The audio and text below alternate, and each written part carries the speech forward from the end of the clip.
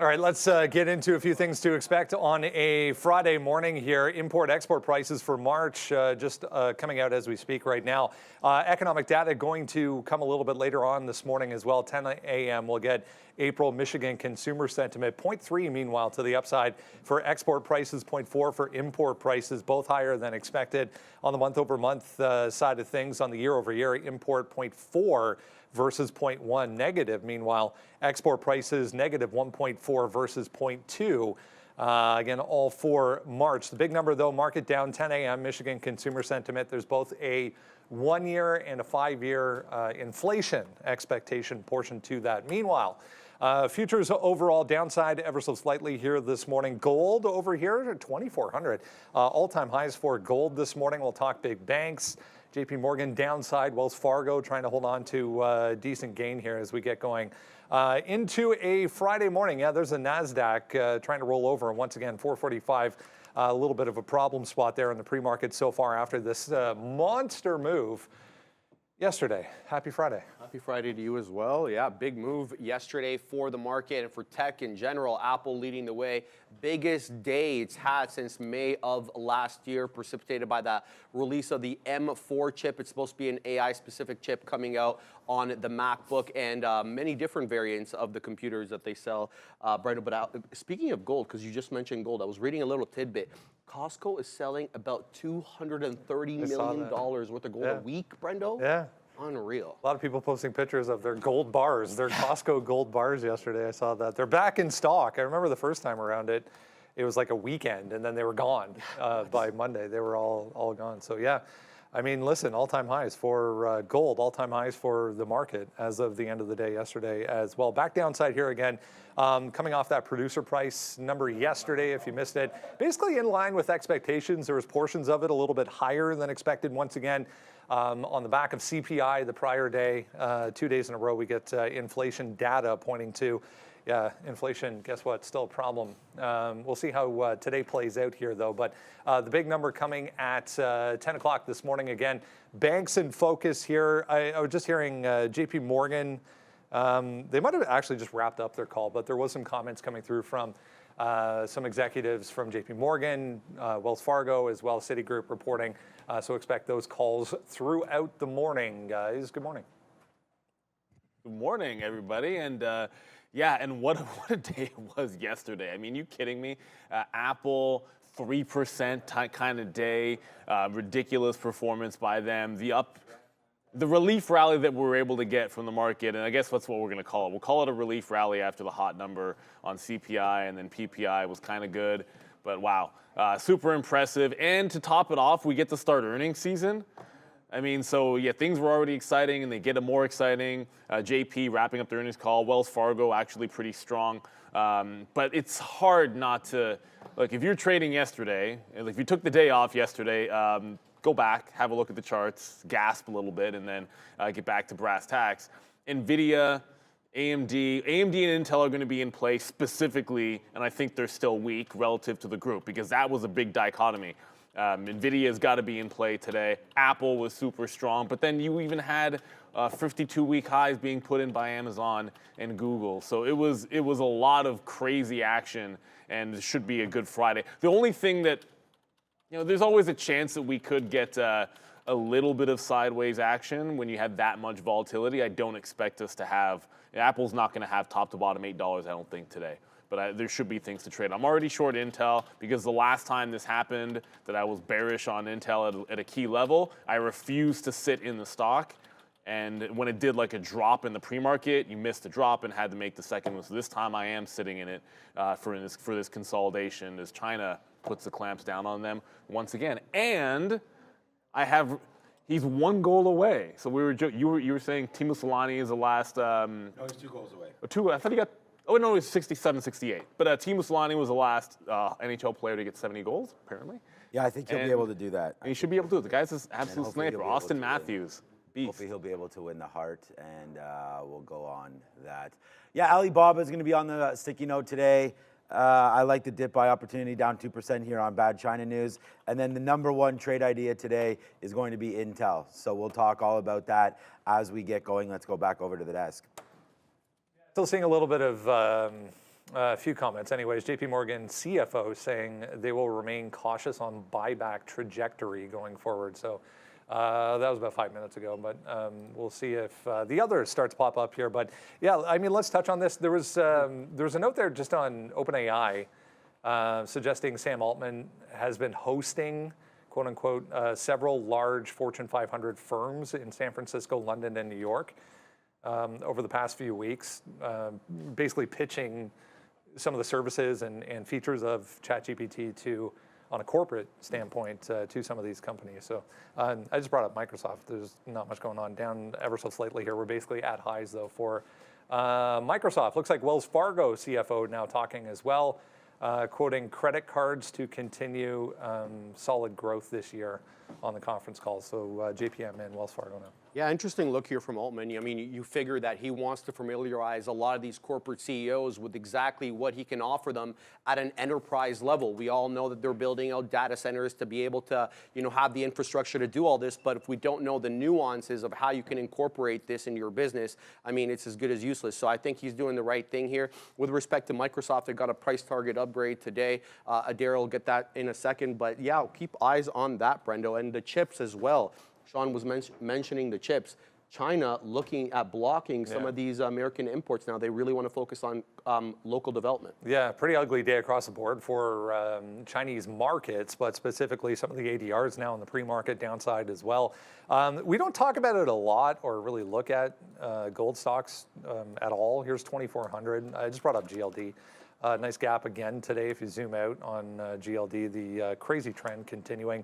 I mean, Michael Noss talked about it going back to the beginning of the week, and gold's crazy cousin silver was even more volatile than gold. Shout out to Michael Noss, by the way, congratulations. Welcoming his latest yesterday, apparently. So we're going to have a guest. I won't spoil it, but a guest coming up here in a couple of minutes from Trade Ideas in place of Mr. Noss. Yeah, guys, this move on gold, impressive still. It is. Oh, I was going to say something. We can go to Mike. We'll talk Microsoft, I guess, when the rundown comes on, because I'm pretty sure it's on there. But yeah, GLD, and it's been breaking out for a hot minute. I think the Costco story it's emblematic when you get runs like this in gold. You always start to hear, well, you get more commercials for, hey, get your gold here, trade in your gold. I feel like I'm going to hear a few more of those when I'm on my satellite radio listening in the car. But at the end of the day, the trend is going to be your friend. Now, I don't trade in commodities, and we keep getting asked about silver, which is kind of lagging and trying to catch up a little bit here. So all I would say is this is not something you want to fight. It makes a ton of sense, given that I think there's a little bit more, we keep getting more clarity as to the fact of where this inflation is going or not going, as a matter of fact. And I think that does bode well for gold. But the other side to this coin is that we keep talking about Bitcoin as like a risk asset, which it is, and following the NASDAQ.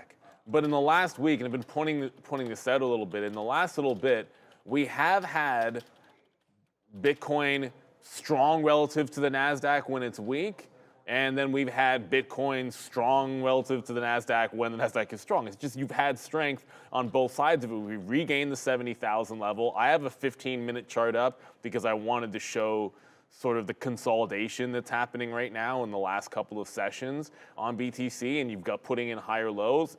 If it does hold this one, I think we can have a break toward the 72 today. So that puts a whole bunch of things into play. We already saw the ridiculous run that Coinbase was on. I'd maybe stay away from Mara. MSTR is probably going to be in play if we do get this breakout, and then maybe a retest of that fresh high on BTC. So I think this should be on watch. Anytime you're making higher lows into a flat top, you can get that flat top break. So that's going to be on alert for me today. Still have some key levels to possibly fade on Coinbase, but they're not the same ones as they were yesterday. Yeah, pretty much every night on the recap show, we discuss gold and silver and all of that, and copper and Dr. Copper as we talk about that. This is an interesting thing. We did this yesterday again on the recap show. We talked all about where the gold reserves are right now and what countries are taking this out. Right here, it looks like We have the USA, Fabian knows this, we did this last night. USA, Germany, Italy, France, Russia, and China. I think that's where a lot of the buy is happening right now. So I feel like I've just been hearing that Russia and China, really ramping up some of their reserves here, of course, ahead of any sort of political unrest that continues. We saw what happened to the shekel. We saw what happened to the Russian ruble when we had some of those issues, obviously, with Ukraine and then with Palestine and Israel.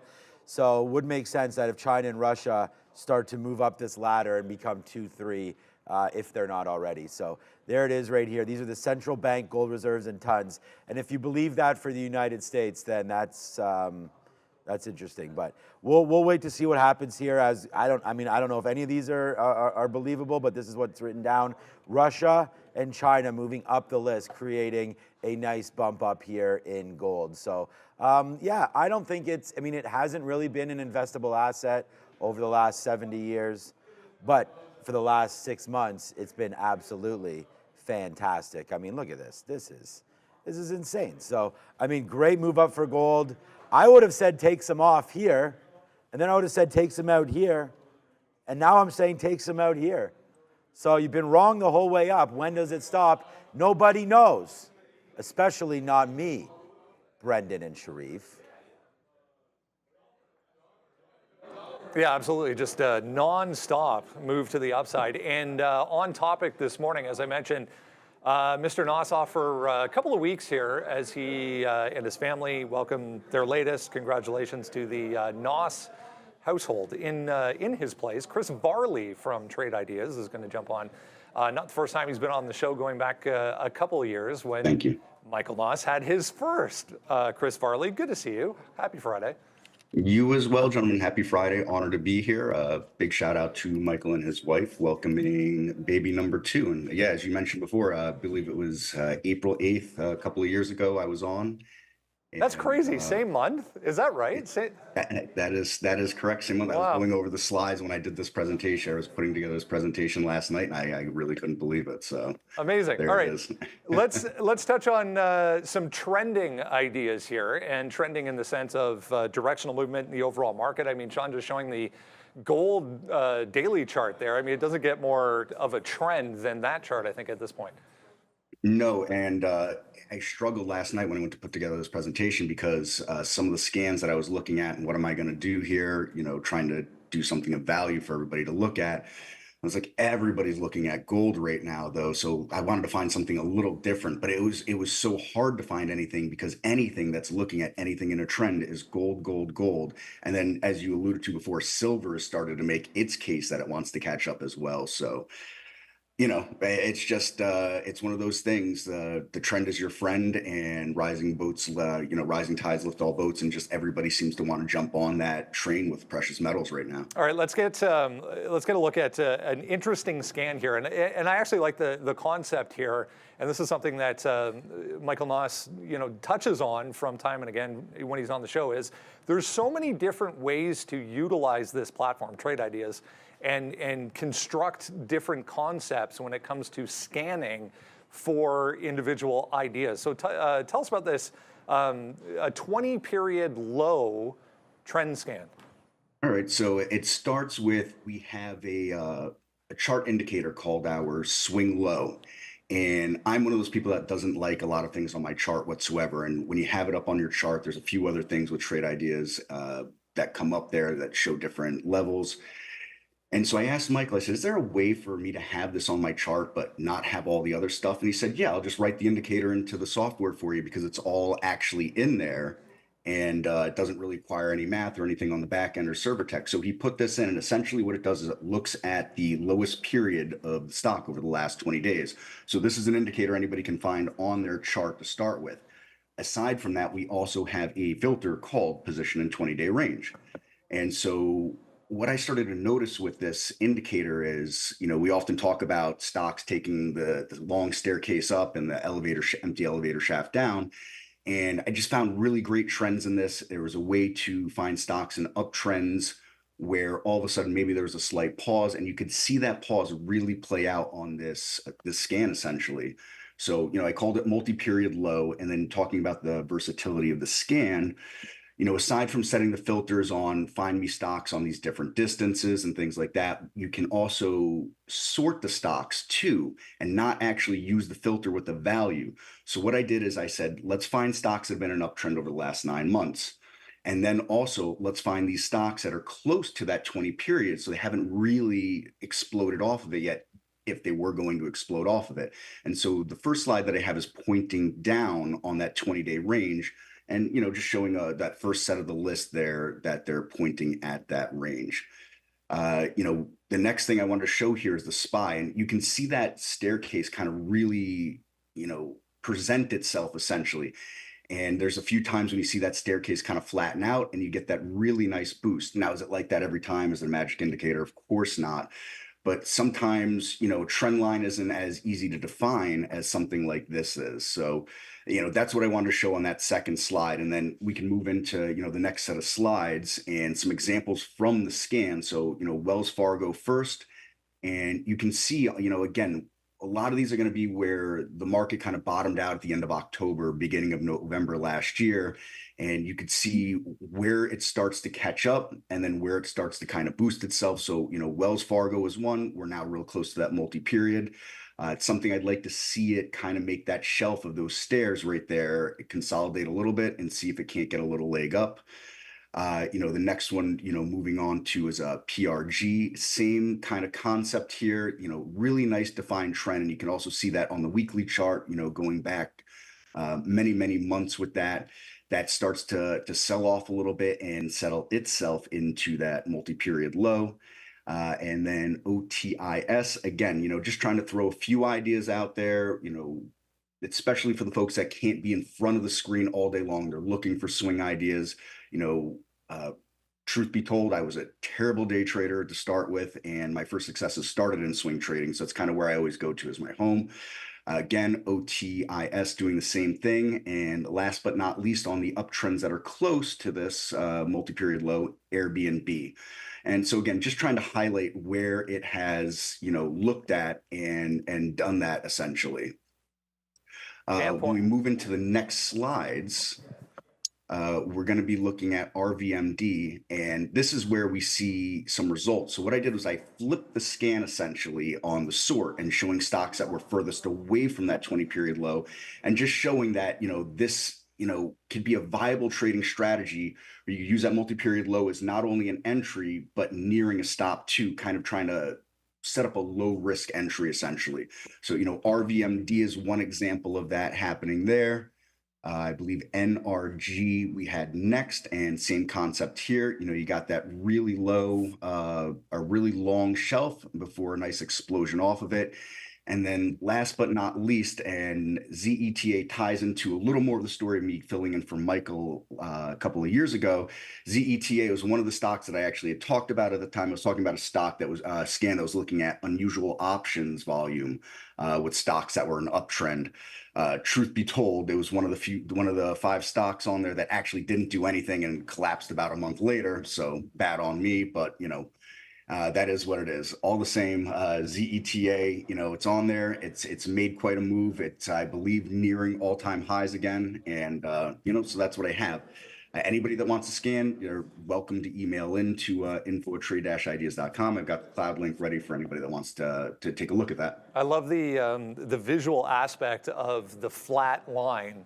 One of the more challenging aspects of a higher time frame is understanding what is actually in a trend and what is not, or just moving sideways or chopping around doing absolutely nothing. So a great way to visualize very easily that solid flat line, indicating that there's no real direction here. So whether you're looking at a 5-minute chart, a 15-minute chart, or a 2-week chart, you get that aid.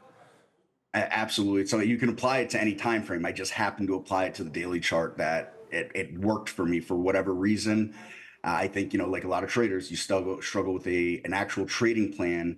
And this, set a trading plan where, all right, around here, if we collapse, I'm wrong. And on top of that, it really set a time frame, because that was one thing that I struggled with personally as a trader is, am I looking at a 5-minute time frame? Am I looking at a daily? Am I looking at a weekly? And this said, all right, well, we're looking at a 20-day time frame now. And that makes it real clear and easy for you to look at like that. It's a great concept as well, and you touched on it there briefly, but in a market where there's been so much focus on AI and chips and semiconductor, NVIDIA, that are all at highs or near highs, finding those pullbacks that are still in the uptrend, but a pullback that hasn't necessarily made that next move yet. You're anticipating that rotation of possibly where money could go next. No, absolutely. And, you want to be where the money is, but you also want to be where the money is and extend it at this point. So again, it's really looking to find that low risk setup for those that just can't be there all the time to watch tick by tick. Great stuff. A natural, Chris Varley. He'll be back again with us for the next couple of weeks anyways, filling in for. Absolutely. Looking forward to it. Thank you for having me on, everybody. Have a great Friday. Have a great weekend. You too. Bye-bye. Big thanks to Chris there, filling in for obviously one of our favorite guests, Michael Noss, but doing a fantastic job. And I love the fact that, we day trade, we talk about this, you're in and out. It's a very different from investing, which is very different from swing trading, and you got to find your niche. And you can jump from time frame to time frame. And I'm going to do that because Wells Fargo was one that was mentioned, and he put it up there. And if you actually zoom it out further on my trade ideas weekly here, man, that level gets even better when you start talking about the consolidation. Obviously, they reported this morning, so there is going to be fundamentally some movement going on away from this range, you would suspect, in the next couple of days and weeks. But this is a monster level from 2022. You're talking about the post-pandemic highs that it's consolidating underneath when you zoom that chart out, and maybe that's the kind of thing that just gives you a little bit of confluence if it does eventually break, hold this support and break out through 60, or if this is resistance. I mean, it plays both ways if you were to break in either direction here. So Wells is probably already on the radar. If you're watching any of the bank stocks today, Wells, JPM, both with some solid numbers, obviously. But hey, if you're looking at the charts and the technicals, then you just wait for things to set up, and then you take action based on that, and the earnings can just be the catalyst for the move. So yesterday's, big thanks and a big congratulations to Michael Noss, of course, a good friend of the show, always on the recap show as well. So a big shout out to that. Look, yesterday's number one P&L name was the bank name that I'll be looking at again here today, and it's Morgan Stanley.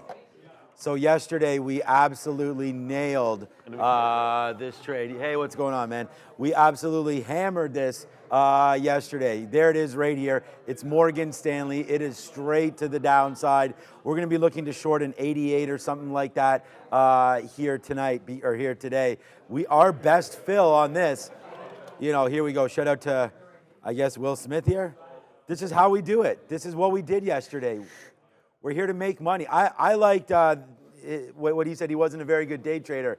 That's honesty. And this is honest right here. This move, this is the kind of stuff that we're looking for. We'll see if we can get an 88 fill for Morgan Stanley one more time today. So that's going to be a short idea that I'm working with there. MS on the short side.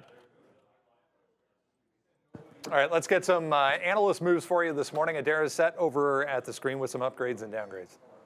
DocuSign starting the list off this morning with an upgrade from UBS. We have GitLab trading up about 1.5% after this upgrade from Raymond James. This one's interesting here. BMO Capital Markets upgrading Microsoft, raising its price target. Worth noting, this is actually in terms of what the note said related to Microsoft's strength in the gaming segment. So interesting note here. You can read more about that in our watch list. First Solar, last name on the upgrades list, trading lower today, but getting this upgrade with the $226 price target from Janney. Downgrades, Stevens here downgrading both Cheesecake Factory and Papa John's. So some food-themed downgrades here from Stevens. We also have Citigroup downgrading Cisco here, and Arista getting a downgrade from Rosenblatt. Nice mixed bag here, guys. Good luck, and I can kill two birds with one stone here with GitLab, because GitLab on the upgrade board, but there was a question in the chat that was just, what is the difference between a pullback and a consolidation? Now you can get, people will say pullback, correction, it's percentage moves back in. I think it's kind of like you know it when you see it. like obviously a pullback should take you through support levels. So a stock like GitLab on the daily chart, pullback, broke through a support level, and then made another leg down. So the stock was in a pullback. A consolidation should mean that you have a decent period of time in which you have essentially the same highs and lows in a tight-ish range. It doesn't have to be a super tight range. Not all consolidations are tight ranges. But GitLab, you could say, is in a consolidated phase above the 200 period moving average. It's bouncing off the 200 into the same high at 60. And today, with the upgrade, maybe you have a chance at a consolidation break. The downside would be really light volume, a 50-cent spread on GitLab. It doesn't always trade the most amount of volume. I really don't like a 50-cent spread on a $50 or $60 stock. But yeah, you see that consolidation, potential breakout. So we look at things like, I look at things like this. So if it's trending in the afternoon, I'll be able to remind myself, hey, it's breaking out above 60. It should have some room to go. And if it's trending up, find ways to get into the trend. But you got to see the volume start to come in first. Simply having an upgrade and being at a level isn't really enough if A, the level doesn't break, and B, there isn't volume above that at the open. Like if it touches that by 100 and goes to 60.10 because some guy buys 100 or 200 shares, and then right away at 9:31, it's dumping underneath, and that breakout is no good. It's much different when you're trading a breakout on a more liquid stock. You can get in on that break much more securely than I would ever suggest here. So DocuSign there on the upgrade side. You know, we really liked this name when we were first hearing about a possible buyout or somebody looking into the name. Then it came back down in, and we bought more of this name at 50 bucks. So this has been a good trade for us. I don't know. It was good. Upgrade today. I like the name. I would still say hold on to this, but the idea is getting close to getting out. I haven't really heard anything about potentially, you know, new buyouts or anything like that, but into earnings, DocuSign looking pretty good and getting upgraded again, so we like the way that sounds. This is another name that will be talked about potentially and has been talked about on the podcast, which Brendan and I will be filming later on tonight. It's funny, Adara was saying, she'll probably tell the story that she went to bed at 8 o'clock last night, so that's pretty cool. I was with my kid at chess at 8 o'clock last night. No rest for the wicked, but it's working out around here. We'll be having a good one. May take a couple days off next week. We'll see how it goes. But for right now, let's go back to the desk and see what's up with Brendan and Sharif. I was just double checking here. 11 a.m. is the call, it looks like, for Citigroup. But I just saw a comment come by. CFO saying 7,000 employee job cuts will appear in data over subsequent quarters going forward. I don't know, I see 11 o'clock, but that was apparently on a media call. So heads up on Citigroup for anyone watching that one this morning. It's not really doing anything, but did pop back up there on that note. Again, 7,000 employee job cuts will appear in data over subsequent quarters from the CFO of Citigroup. All right, let's get into everything else we need to know here this morning. Sharif's going to lead us off here with a look at the futures. 52.42, guys. That's where we ended up closing out yesterday after that big pop-up midday. So we're going to go ahead and say 52.50, which is the overnight high. As that level of resistance, we're really close to that 100-point level right now at 5,200. So if we don't break 5,200, let's use that level as support. Just remember, 10 o'clock, Michigan Sentiment coming up this morning as well. If you haven't done so, grab that. It's free. Why not? Go to tradertv.live, enter your email address, and then you get everything you need to know every single morning delivered right to your inbox. Let's talk banks. Here's JP Morgan downside. I just showed you Citigroup there, Wells Fargo also trying to hang on to, I mean, a decent move anyways, but JP Morgan standing out here as notably negative coming off their earnings this morning. Again, it looks like the comments have slowed, at least, maybe finished, for their earnings call. Yeah, prior to you and I talking, I was really confused as to why this one was trading down. Looks like net interest income harder to forecast than previously expected, but that doesn't mean they didn't do well, guys. They beat, and they beat big. The bank's profit rose 6% year over year on the quarter to $13.5 billion. Revenue rose 8% to $42.5 billion. They also allocated a smaller amount of money for their loan loss provisions. They're not going to lose as much money on these car loans and commercial loans as well as previously expected. And their 2024 net interest income actually supposed to be a little bit higher. So analysts looking for a bit of a better print. We'll see what the rest of the month brings for them, Brendo. Yeah, you have to assume that has to be tied with the uncertainty and rates in general going forward. But yeah, as you mentioned, decent report across the board. Anyway, market day lows here, guys. There's no such thing as good or bad earnings. There's just earnings and whatever the market decides to do with them in this particular case, because you've already heard this before many, many times. How many times have we seen JP Morgan or any bank make a ton of money and beat most of all of the metrics, and then the stock is actually down when it was rallying going into it? So that's what happened today. There's a chance it could bounce off the 50-period moving average, which it's already done once, and it's got somewhat of support here at the 186, 187 level. I don't know that this is one that I want to step into. We always talk about, you know, being involved in morning earnings, or do you like those earnings plays? I typically prefer them. Like, the retail ones are generally pretty good. I'm 100% with Sean in that you look at the story that happened in Morgan Stanley, and that's pretty clear. Like, it was bad news. And on top of that, the fact that JP Morgan's going down today, even though it had a good report, actually bodes well in terms of looking at overall shorts. Now, I think it's a little bit far away from you pop into resistance where I would like it right now, and you do have to keep an eye on what's going on in the sector, but it makes a little bit more sense to trade something with a traditional bad news catalyst as to try and decipher JPM. I think long term is probably fine. If you're dollar cost averaging, you're probably pretty comfortable buying the 50-period moving average on JPM. Wells Fargo, we already pointed that one out. It needs to break out that top. It's still in a consolidative phase. Just wanted to get, like, the NASDAQ just dropped down past 1% to the downside while all that was happening.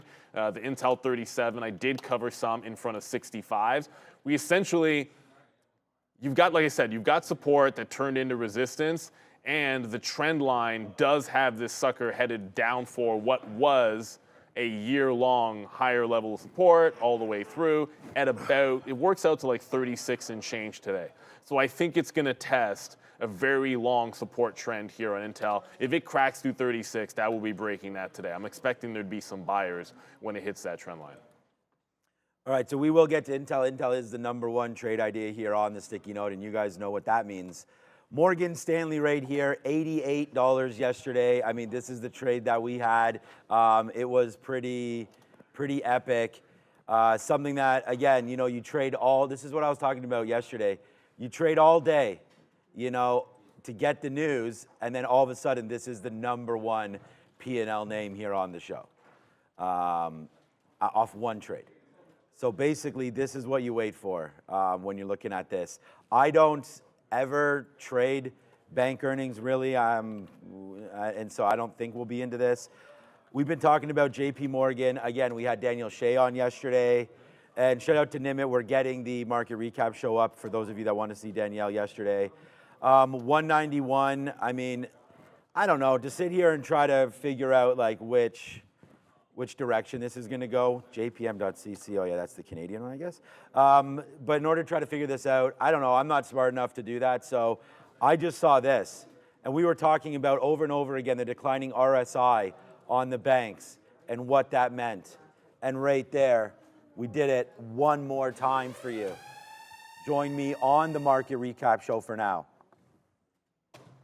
Well, not for today, but starting on Monday, where we've been talking about, and I don't have RSI set up over here. I should actually get my trade ideas layout from over there and bring it over here. But that was pretty awesome. Actually, you know what? I'm going to go do that, actually. I'm going to get that over here because we had a declining RSI into a price movement that was holding near the high side. So that was a very, very interesting development over there on JP Morgan. Hey, Sharif, do you know how to, you know, my trade idea is probably in there. Yo, Sharif, could you save that trade ideas to the cloud and send it to me? Absolutely. Yes, so there you go. So we're doing live promo right there. What am I You supposed to can do? easily send your layouts. Use trade ideas, Trader TV 20. So my layout that is over there on the market recap show, Sharif can just hit save to cloud, message to me, and then it's over here in as fast as I can click it.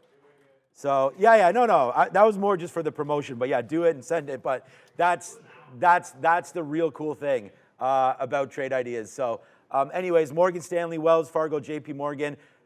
We probably won't trade any of them, but I will trade Morgan Stanley. So get ready for that one. I like the 88 level. I don't think we get back up there, but let's just keep on looking at this, man. Can you imagine this name is already, one of, I mean, it was doing fine up there for a minute, for sure. Like some of these banks started to get going again, but now you're back into a level where I think you're gonna wanna buy it, but you might as well at this point wait for, what is it, Monday? I mean, you're not that far away. I think it's Wednesday. It's silly to buy, it wouldn't, next week at some point. It's silly to buy names ahead of earnings, unless for some reason you've got a bird whispering something to you. I don't think it's really worth it, but right now you are back into support. I think it's probably gonna be a buy, but wait for the number to come out. Maybe you get a flush back into here somewhere.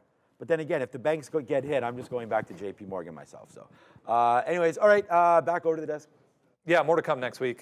Goldman as well will get early next week. And then I saw Netflix later on. Yep. So we're right back into it.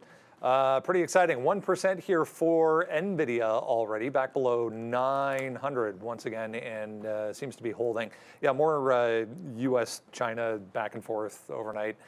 China going to further restrict the use of these U.S. chips. Yep, tit for tat exchanges here, Brendo, in semis and microchips. Here's what's happening, guys. So a lot of these Chinese telecoms are using Intel and AMD chips. China's not pleased with that. They say it's a security risk. They want them to phase it out by 2027. It's not immediately clear whether China's main semiconductor company can actually replace these chips. We'll have to wait and see, but that's the order coming in from the top. Yeah, not terribly active, I guess, this morning for any of these, really. I was just going through some of them, 800,000 already for NVIDIA.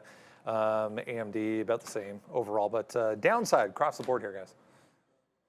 Yeah, definitely, especially when some of them were so strong yesterday, and by some of them I mean like NVIDIA was ridiculous. But look, Intel's down a point right now. We just went over it. AMD, I could have used this as an example of consolidation after a pullback as well. So there's the pullback, but now it's just consolidating with a potential flat bottom break at about 165. But when you put a range in like this, I kind of think it's not that complicated, although the chances of getting fills close to 170 seem like they're dwindling every single second that we've been on this morning. I don't know if we get a chance to be in this one. It was just not at a level that I liked. Like you're sitting right in the middle at 168 when we sat down. So I want to be shorting pops in AMD in addition to this Intel 37, but we just might not get that opportunity. And the reason AMD Intel is because those are the ones mostly affected by this recent rhetoric coming out of China. Obviously, the tit for tat has been going on for quite some time. Like this is not anything new. This is probably a decent time to mention, like we said, like NVIDIA, super strong. If it were to give you some kind of a pullback, there was this nice like consolidation ramp up at 880. You'd have to think if we really fall down here, 880 would be the first level to look for a dip. The 860 is kind of obvious, and also $34 away, $35 away. Okay. Oh, wow. I was looking at some of the lineups for next week on earnings. Yeah, because I was looking it up. Goldman's on Monday. Morgan's on Tuesday. So I'll just tweet this out here, and we'll get that going in a minute. Yeah, AXP on Friday. It's going to be pretty interesting. Here, I'll tweet it out. Ooh, Wednesday's got a great one. Yeah, so we don't talk about them enough. Well, I'm sure we will on Wednesday. Let me see here. Here it is right here. So we got Goldman, we've got UNH, J&J. Oh, a couple nice healthcare names as well. Neil's going to mention ASML. TSM there, Netflix. Some big ones coming through next week, and that's just a few. There's many, many more, as we will tweet that out right there, right now. And we also tweeted out, by the way, that we have two names on our, we have two names on our sticky note here today for everybody, and it was just pretty simple. What's up, man? It's this. It's Intel short, and it's AMD short. So number one P&L yesterday was Morgan. Number two was AMD, and they're both the same. So we'll stick with Morgan. Yesterday we had yesterday on yesterday's note, We had it written right there. Good round for Tiger, -1 actually. Good luck. Yesterday we wrote down here on yesterday's note that we wanted AMD these same levels short, and it turned out to be the 171. That was absolutely huge, and we took that at the end of the day. So today we've got horrible news again for Intel, as China is trying to redirect some of the mobile chips, and that's going to affect Intel because they're in the mobile phones. So yeah, more negativity to come for Intel. I wrote down 37.50 just yesterday's close, but anything in and around 37 is a definite short, and I think we'll get that opportunity. AMD as well, I think it's something very, very similar here for advanced micro devices, but I didn't think we'd get that pop yesterday. And it's just so hilarious because I sit here yesterday and lose on NVIDIA, which, by the way, NVIDIA was the #1 overall stock, period, on the floor yesterday, and it was my #1 and the #1 loser here. We waited all day for AMD, and then finally it came to 171 as it was written. And then it was boom to the downside. And it was just, if we had just followed and listened and been patient. Now we're not going to get that today. I wrote that down early. So I'm thinking now like 168, 168.50, something like that right into here. It's making such a move down. So I'll make an adjustment to that sticky note. I'm going to write down 168 or so for advanced micro devices in and around this area for a possible short, into here 168.50 as well. So I'm thinking in and around these areas for a short for advanced micro devices. And then unfortunately yesterday we were only trying to go short. We didn't wind up losing that much, but still, we should have been long at some point, not just planning to play these. Every single $5 I tried to short it, and it was just wrong yesterday on NVIDIA. But that's the #1 thing that you can be as a trader, is true to yourself. All right, 895 right there. This is looking like a pretty decent dip buy area for sure. Lots of consolidation down here at 885, between 885 and 890 yesterday before eventually breaking out.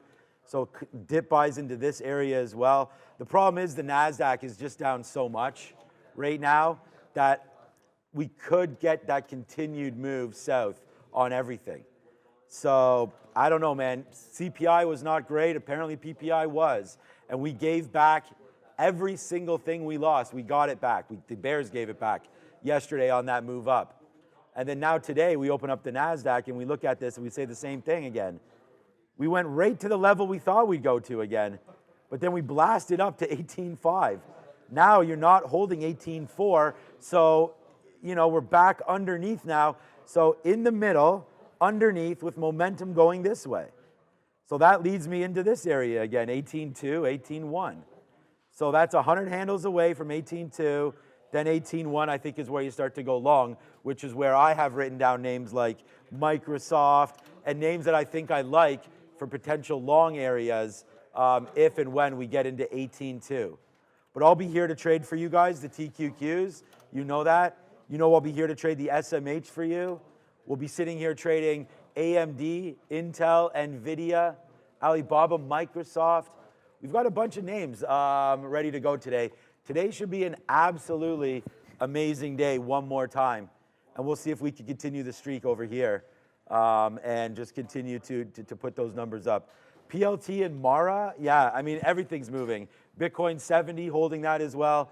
I'm going to go reload my coffee and send it over to the desk. More comments on Citi right now. Just be aware if anyone's watching Citigroup. I saw this one pop up as well. Roku downside on a bit of a spike here. The company saying it has identified a second data incident, which impacted additional user accounts. Not a huge move, but Roku negative off that, it would appear so far this morning. Yeah, let's talk Apple. Bit of a pullback here this morning, 174 trying to hold. Hey, guess what? Dan Ives has more comments about Apple this morning. If you missed it yesterday, they're going to redo the entire Mac lineup with this next-gen M4 chip that's going to be all about AI. So 3% day for Apple. Yeah, big, like we mentioned, biggest since May of 2023. But here's the deal.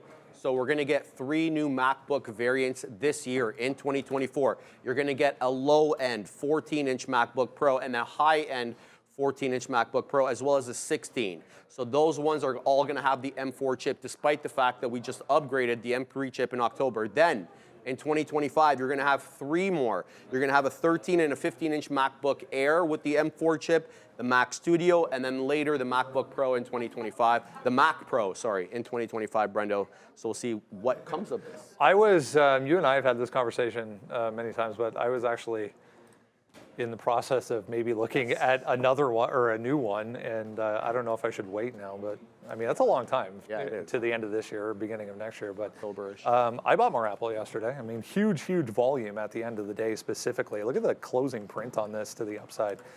So a bit of a pullback this morning, but still looks good. Pretty much in the afternoon range, it's looking like for this pre-market after that, I want to say historic day, but I mean, come on, when was the last time we saw Apple do that? Like Sharif just said there, you're talking about a year, more or less a year, 11 months, since we saw something like that for Apple, but you've seen it to the downside to a certain extent. Finally, Apple is doing something off of this consolidation lower. Has it broken the trend yet? I would suggest that it hasn't broken the downward trend. Maybe not until you close above the 50 period or get back above 178 and can hang out there for a little bit. I think the trend would be reversed at that point, but clearly the buying was in. Probably could have done way better to have been long this, but you know, it is what it is. We talked about this yesterday. Like if you have a conservative approach, you know, you'd adhere to your stops, all that kind of stuff. You could have been short, had some good opportunities, and all you could do was stay away from the things that were ripping faces off and short the weaker names on a day like yesterday, but going long would have been better. I do like resistance turning into support. You've heard me say that a bunch. 173 sits out here for Apple as the previous resistance level, and then you had a gap out, which we've already taken. So I would look to see if it can hold 73. Now, there's a couple of names that I guess, yeah, I mean, China we're going to talk about, and then Boeing, JPM. You know what? I think this is a good time to maybe talk about something like Amazon as well, where super strong move, 52-week highs got put in. It's looking super strong. It's pretty much at resistance. And being a Friday, being an options day, you can expect every even dollar options level to actually have some considerable volume around it. That's the best way to put it. Is it impossible to see that 86 again and get like a mulligan over yesterday's longs? It's not impossible. I just think it's a little bit unlikely. But that was the spot that you wanted it. It was off the 186 level on Amazon. If it were to be a free fall Friday, then that's the Alamo for me on Amazon, not the 184. I think the 184, if it gets down there, a lot of bad things have happened. I think that 186 is that spot where I want to be going for the long on Amazon there. And then the third one is Google. You know, Alphabet did pretty much the same thing as Amazon up here, where you had the stairs to the upside. It got that 158 breakout. It's at the support level, and anybody can say, you can say it over and over again. At the open, you had this chance for the dip into 156. So you've got the 156 half, you've got the 155. I think you got a couple of decent levels on two of the strongest names out there to look for some dip buys. And just keep in mind, like, you know, a couple of these names, and maybe not Google as an example, but Amazon's a pretty good example of this, and Microsoft's a great example as well. Google came into the 200 period and rallied. Apple pulled down and consolidated off the 50 period. Some of that rally was money that needed to get in. It's like, oh crap, we're going up already. And there was no dip buy in Amazon. So you do have money that's probably chasing this a little bit when there are small dips. And I think as long as that's the case, you tend to want to favor buying the dip as a trading strategy in this type of a trend. Like Amazon has very few ridiculously outlandish days, up or down. You get a couple of them, and when you have that, I think it's worthy of going for the dip buy. So we'll try to do a little bit better with it than we did yesterday.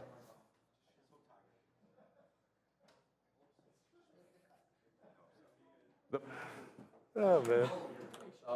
All right, let's touch on some China weakness this morning. We had some economic data come out overnight that was worse than expected. So Chinese indexes, first of all, across the board had a pretty ugly day to end the week. I just bought a BABA here, but I mean, they all look fairly similar here this morning. PDD, JD, all downside in a big way, actually at day lows right now.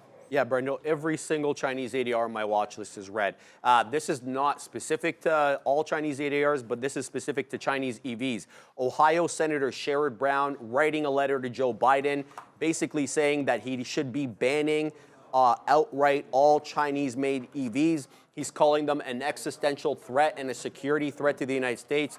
Says that the auto workers in his industry need protecting from Chinese government subsidized vehicles, guys. So we'll continue to watch and see what happens here. But yeah, decidedly in the red. Yeah, similar look for these across the board. Looks like XPeng, the worst off right now, 4.7% downside. Li Auto also under pressure, 3%. So I'm just going to stay with the story.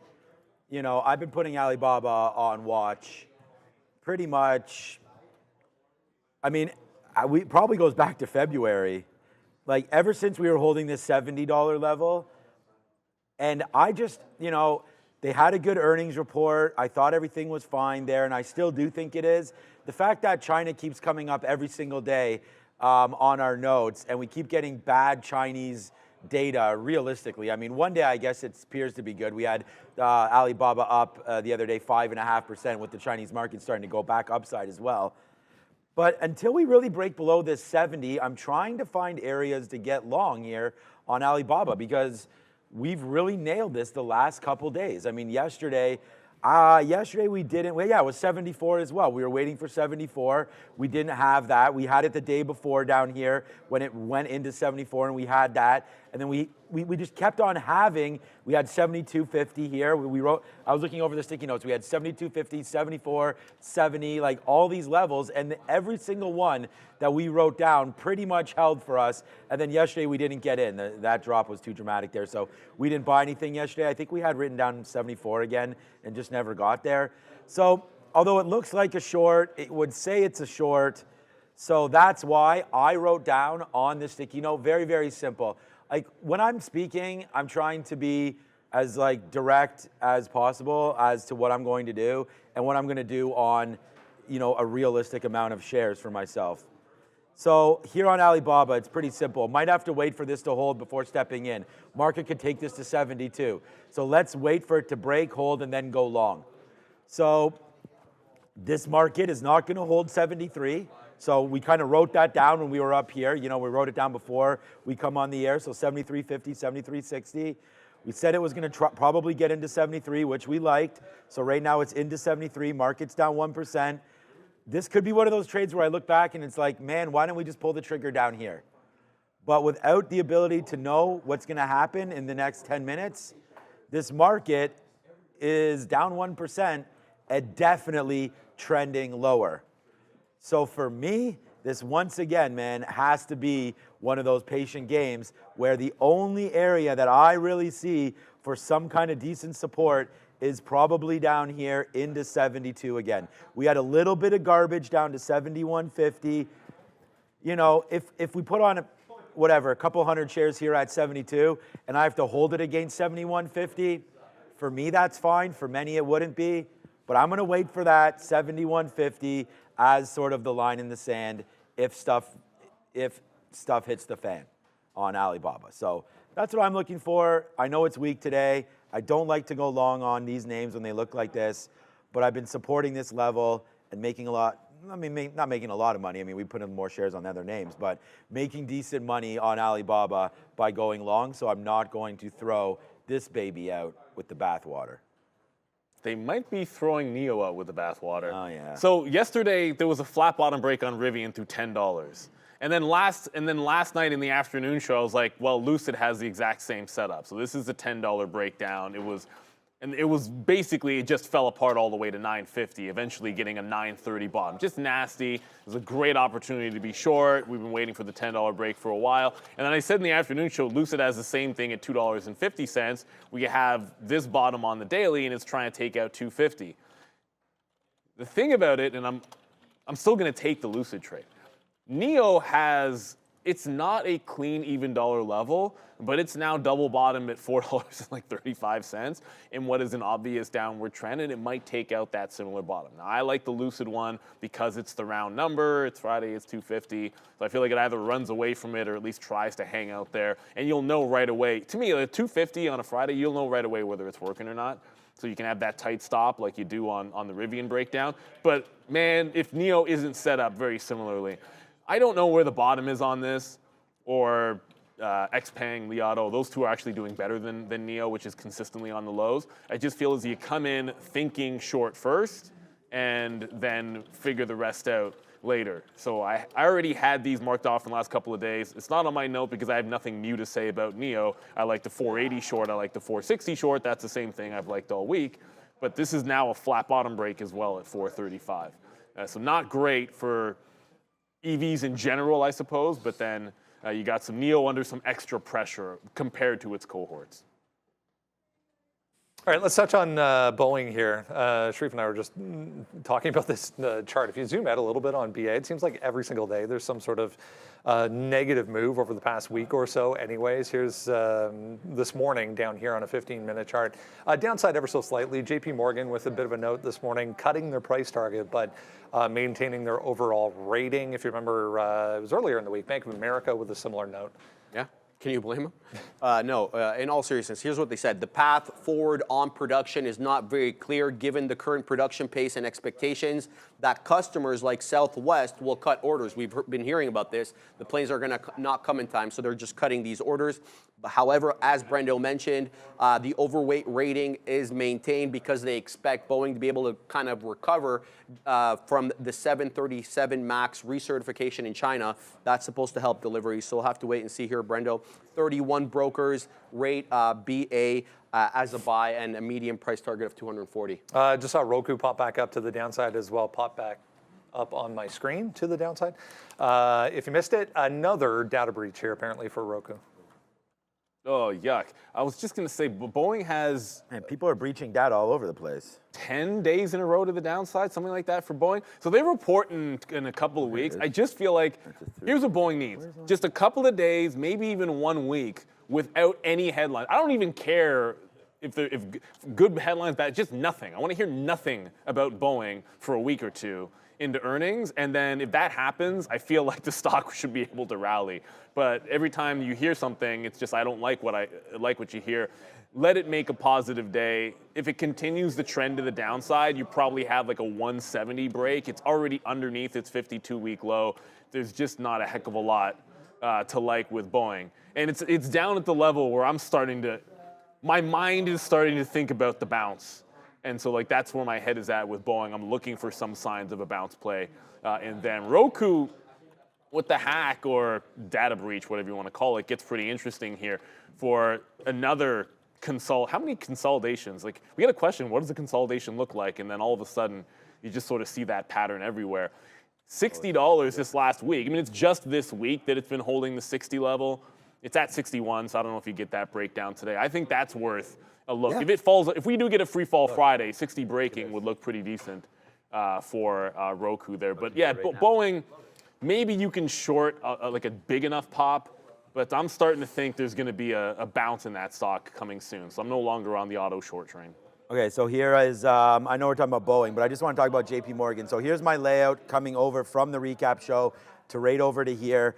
This is what we've been talking about for a minute. Look at this, RSI up here at 90, RSI here at 80, right, making these highs. Meanwhile, JP Morgan was hanging out up here, but look what's been happening basically the last month and a half. We've had RSI going to the downside pretty aggressively. Meanwhile, stock was holding up. So when you get a divergent RSI into a stock that's been holding up, it's losing its strength, right, relative strength. So you're not seeing the buyers up here to hold that bid. So when JP Morgan comes out today with a little bit of a disaster, not disaster, but I guess a report that's not well received, this is kind of the action that you're going to see down to the downside there. Yeah, it's JP Morgan's actually right now, guys, down right here. What is this down there? It's supposed to be Bitcoin, but that's down. Yeah, right now the Bitcoin down That's 0.7. right. Yeah. JP Morgan down 4 and a bit. So, okay, 1 minute to the market open. So it's going to be a phone one. Ooh, I got to clear those. It's going to be a good day today here, hopefully in the market. Stay tuned as we'll be having a bunch of trades ready to rock and roll for you here. And in just a couple minutes, the market will open. What am I waiting for? A few interesting things, that's for sure. Alibaba dip buys. I don't have any bids out yet. I still have an Intel offer, but that's a little higher than where we are right now, so let's see if that works. And then we did talk about AMD possibly. Oh, I didn't send that tweet out. Yeah, we're not anywhere near there. We're looking at like a 168 now for AMD. Yeah, that's why. Like the market did make that pullback, so I think it's going to require some patience this morning. Like looking for dip buys and things like the Amazons that were strong and the Apples and the Googles of the world. But we got so much movement that I think you want to be nice, calm, relaxed, patient. Could see some flat bottom breaks and some crappy EV names, though. In 5, 4, 3, 2, and 1, ring it. All right. Right at the yes, open, sir. Big Patty Ice is like, yeah, good luck, everybody. I love the Big Patty excitement Ice there. is always good energy, so I really like the guy for that. So, but that's about it. No, just joking. Okay, here we go. Nice move down here for AMD. Obviously down 3 and Wow. still my goodness. undefeated to the short is AMD. Right now making more lows as we speak. Intel's probably dying. No, not really. No, it's right And this where it is was the problem before. with Intel Right is before. it is a confused little animal there. What are we doing? Zooming in on that. This Fabian really loves crypto. Fabian really wants that crypto Fabian podcast. just bought a bunch at 70,000 probably. I get it. I get it, Fabian. I get it, Fabian. Okay, so that's what's happening there. Morgan Stanley not doing anything either. JP Morgan. I'm not in anything yet. JP Morgan 188 and change. The market's not doing a whole heck of a lot. But yeah, we were looking at some of these names, and I'm just sort of going by some Neo names right broke- now. Apple's going higher, so that might be something. Oh, well, I guess there wasn't much of a Market dip buy. flat? No, not much No. of anything. Neo did make a breakdown. Lucid, this is ridiculous. Like Lucid was at $2.50 for like a half an hour before the open, and at the open it doesn't even move. But Neo broke that low. I got 32s on a break of 36. If it gets back above 37, I'm just going to jump out of it. Oh, that's ridiculous. Lucid is still holding that 250 bid. Why is Lucid so strong? It makes no sense. There's an auto buyer who seems to want that price. 186, I'm waiting on Amazon. You're into Apple? Yeah, Apple's already an absolute monster. There it is. Sorry, guys. We said we couldn't find anything, but then, oops, we did. There's Apple right there, almost. It's 60 cents in the money. I mean, there it is. It's one trade, and it is now 60, 70 cents, 80 cents. And oh my God, we did it one more time. They're now 70 cents in the money and starting to go upside. There is Apple. So all we went over to, I was just running the gauntlet. You saw me do it live. We passed it back to Neil. We got into Apple. Boom. We were looking at a possible move down for Microsoft. We wrote down 423. So we're kind of there right now. That little dip down was 422.50. So Microsoft right now on that bottom, 422.50, at the levels that possibly we might want to look at this name. So Microsoft right here could be a good long, but the market's trying to bounce off that 50 right now. Can we get back to the long side here on a name like Microsoft? Let's do a starter position and see if we can. Yeah, Intel did just fall apart. It just went down to the 30 level, so we're at 36.30. This is, with the market bouncing here, I feel like this is going to be a snap back into VWAP. Well, actually, check that, not VWAP, the morning breakdown at 36.60. So if it gets back above 35, I'm going to trail it. I see nothing happen. Amazon's kind of boring. NVIDIA, I wanted to get to that one. Want to make sure we're scanning the big movers. NVIDIA didn't even drop there. Couldn't even break the pre-market low. So this one could just be your strong name of the day. So I'm now out of Intel. We said we'd trail it down here. I want to find another entry point. If we can, I like VWAP. I want this sucker to calm down. The only other trade I'm in is that NIO on a flat bottom break. Still waiting on Lucid to break down, Adara. We're at the runway trying to go for a second day here, already up about 8%. This one ran yesterday on earnings. Today, not seeing any new catalysts. Looks like it could be a day two play. We've seen a couple different float numbers, but definitely something in the range of 1.5 million to 2.5 million share float. So low float here, RENT, guys. I mean, we're just starting. Man, remember I was like, I should take some days off? Yeah, that's hilarious. Look at this move right now, guys. What else? All right, and then by the way, we also took 60 cents on half of our Microsoft position as well. So we'll go 2 for 2 here to start, and there it is. Kevin Mendoza, everybody that's here, man, you guys wanted to get possibly an early little break here today. Well, you know, it's not Christmas, but Merry Christmas. There it is. Go to the beach, boys and girls. If you're following Trader TV, Sean, you are done. So there it is right there. That's what we're doing. We just got another reload on Microsoft. Let's see if the market goes upside. But remember, the one thing is we had a very, very shady sort of movement yesterday and the day before. So anything and everything to be expected and is on the table for potential moves here right now. There's Apple. Now Apple's $1.50 in the money. Like, honestly, man, Neil, this is what this market is all about. Put up the winners, put up the numbers. It's another 2 for 2 day. And every day I feel like we're doing this for you. Every single day, live here on the show, we're doing this for you. So hit the like, hit the subscribe, and yeah, OB, I'm probably not taking any time off next week. There it is, a nice move up there for Apple. Let's see what happens here. 175.60, 175.70, $1.50 in the money there, 70 cents in the money for Microsoft. Kill them with kindness, Neil. Let's go. Long or short? Long's Apple, Microsoft. By the way, Intel is actually going lower as we speak. I got out at 33, so that's almost... Like, at the end of the day, if Intel goes 5%, that's a big move for Intel. It's down that 3.5. You get about 1.5% movement already, all 2% if you took the absolute bottom. And you know what? AMD, remember we said the bad news was in AMD and Intel? AMD's down 4 and just hit 163 as the market is bouncing. The market's bouncing, and this thing is still cratering to the downside.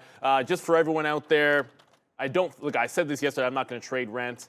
But rent is halted, 22.35, tapped 22.35. Yesterday's high is $24. If it breaks 24, I guess the shorts are getting squeezed on that, by boy. Rent the Runway had earnings and a 1.5 million float. So this is a low float runner, I guess we're going to call it. NIO's still on that same flat bottom breakout or breakdown. So I'm still short it, but it's right here. I got 32s when it broke. Lucid hasn't broken the 250 yet. I still think it has a chance, though.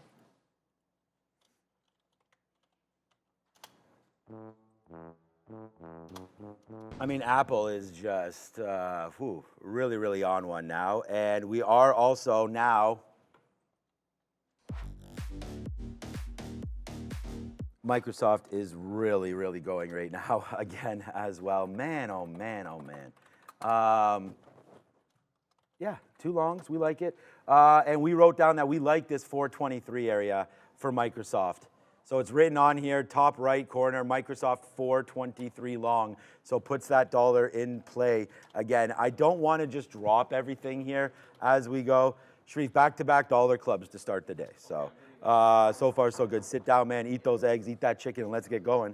Yeah, big time movements here today, as we say. So I'm just going to sit here and watch, man. I mean, I have another offer up here at 424.50. Hopefully we can get that again, as Apple is really, really, not only are we printing here, baby. Sharif, I know you've been buying this as well. We've been buying the bottoms on Apple, baby. The swing trade here, turning out today. Turning out every day so far this week. We've been having some monster days. We talked about yesterday what that video was. Today, though, we get right back in that saddle, and there it goes, man. Boom goes the dynamite one more time here. Up $2 now, Neil, on this Apple trade as we continue to go. What you got over there? Still the same. The only mistake was getting out of Intel. It just continues to go lower. Yeah. But the market was, you know what? Sometimes you get a read on the market based on the stocks you're looking at. And all of the other things I was looking at, because Amazon, Apple, Google were all strong. And then I looked over at the futures bouncing as well. I saw a bid. I took the bounce. I put a trailing stop in, actually, and the trail hits. This is still down at 36. But again, you take your shot. I said multiple times, the last few times that Intel has gapped down, wow. I've missed the initial move because I wasn't sitting in the short. And I said the next time it happens, I'm going to be in the pre-market short under resistance and just try to hold into the open. The only brother position I'm in is that NIO breakdown, which is starting to fall. I tend to think NIO's going to have 1 million shares, or at least a few million shares on the bid of 4. So if it gets to $4, I'm not saying I'm going long, but I will be out of a short if this thing sees $4 today. NIO, there was bad Chinese news, or Yeah, I mean, sort of the bad Chinese news. Yeah. But it's been like the stock's been the dog anyways. It doesn't really need a bad news for it. What? Oh, Tesla. Oh my goodness. Nvidia just cracked 890, by the way. So if you're looking to buy the dip on Nvidia, it's getting a little bit skittish over there. Yeah, we're getting skittish with our softy position here because we are long. We are 35-40 cents in the money now, but it was that dollar in the money, and we put an offer up top at 424.30, but got missed on that one. I'm thinking about just honestly let me take a piece out right here. So there we go. We'll take it out, another piece out, 440 more cents on that one. It's just okay. Here it goes back up to the upside. So all good on that one right now. Let's just stick doing what we're doing. I mean, honestly, there's no doubt about that. The number one trade idea for the day is Intel short. So let's go over there, have a look at Intel right now, and see if we could do something on the short. So again, a little bit of a pullback. Generally speaking, we like pullbacks into VWAP. That's something that we've been really studying and looking into that. So that could be something there for a pullback into Intel on VWAP right now. But, you know, we can be patient with that. So that's 36.50-ish or so on Intel. Come on, Microsoft. I might even just pull that top offer there at 424. See if we can really make this day something special because, like I said, to be here and just to fool around, that's not what we're here for. So we're going to see if we can hold on to this. We got $2 in the money right now on Apple. We've got $1 in the money, 70 cents in the money now on Microsoft. And the only other name that we were looking at AMD short. So let's have a look at that. I mean, that is just giving nothing except for that initial pull there to 166. Should have traded that, but instead we put the bangers on the other way. And then that's AMD. And then the one other name after that, we already talked about Alibaba, but let me just have a quick look to see how low that one's getting. So again, probably a 73 break long I may want to test on that, or a dip buy into 72. So let's put some bids down there, but just keep on doing what we're doing, man. Now $1 back in the money on Microsoft. Today is once again, guys, hopefully for you as well, a good day there. Short Neo over there, long Apple, long Microsoft. Good luck. That's what's the best thing about the market. I mean, you've been only long. You've had two longs. I've had two shorts, and I'm looking for those longs, but they might not come back in because all of the strong names are up. Google's green now, actually. Meta, which we didn't have in that category. Meta flat bottom broke, actually. Let's be real. Down 1.5%. I do feel like if the market rallies from here, one of these names is going to go, whether it's Meta or a Microsoft. Off that 423. Oh, yeah, Lucid. Shoot, I still have that order for Lucid. So the thing about Lucid, shouldn't have been, it might have been SSR, but it did break 25. I'm offering 48 as it broke. Like my order was to get 48s as it came through, but I haven't gotten filled. So clearly there was no liquidity to get at 49, and I'm just sort of sitting here trying to get picked up. But Lucid did flat bottom break. I just haven't gotten the fill on it, trying to get that 48 level. You're seeing Rivian go to the downside. I'm going to cancel my short to pop in that one. And I still think Intel, if it gets back up, we want to be back into this. And I'm looking right here at 36.5. I might adjust to VWAP the later we get in the session or the morning session here. Okay, now we just got filled at 48 on Lucid. That kind of took a while. You're not guaranteed on a breakdown to get a fill. You know, sometimes your limit order, it doesn't go far enough. All right. Yeah, Microsoft's still trying to go. I mean, I don't even have offers.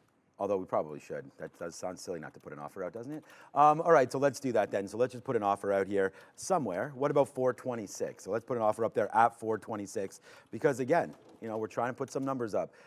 So let's see if we can do that right now. All right, so that's what we're doing here. We're going to do that. We're now $2.50 in the money on Apple. You want to talk about real trading? Thank you, Sebastian, for your kind words in there, saying that we're a machine both long and short, and we have that ability. Again, man. Like yesterday, we were short. We talked about making that money on Morgan Stanley. We talked about making that money. And look at this. Here we go. We talked about making that on Boeing short. We've done all of this, man. Our number one trade idea is Intel short, so we'll have to find our way into that. But look at this, man. We picked this one out of thin air. Nah, it's on the sticky note, man. But there it is right there. It is a nice long for Microsoft. Now $1.50 in the money there. And then, of course, Apple. You know, stay with the best, man. Now $2.50 in the money for Apple. It takes two to make a thing go right. It takes two. And to we make got it Adara happen. over there at the desk. Keep an eye on this Alarity here. This small cap trying to make new highs of day, up about 45%, basically filing a prospectus to increase the offering of its price of its common stock that might be offered. Worth noting, though, this one does have a really small float, about 309,000 shares from what I'm seeing. About 8.2% of that is going to be short. So pretty significant short float, especially given the number of shares, guys. Yep. Oh, shoot. No, chart. Occidental, Oxy is blowing the top off. So oil, energy, good. I think we all know this for a while, but that's a pretty big breakout for Oxy. I was saying it's through the Buffett top because every time it goes to 55, it's a long, and now it's finally breaking out of the top consolidation. Wish I had this one today. I don't know why I wasn't looking at XOM, because XOM did take out that triple top on the weekly.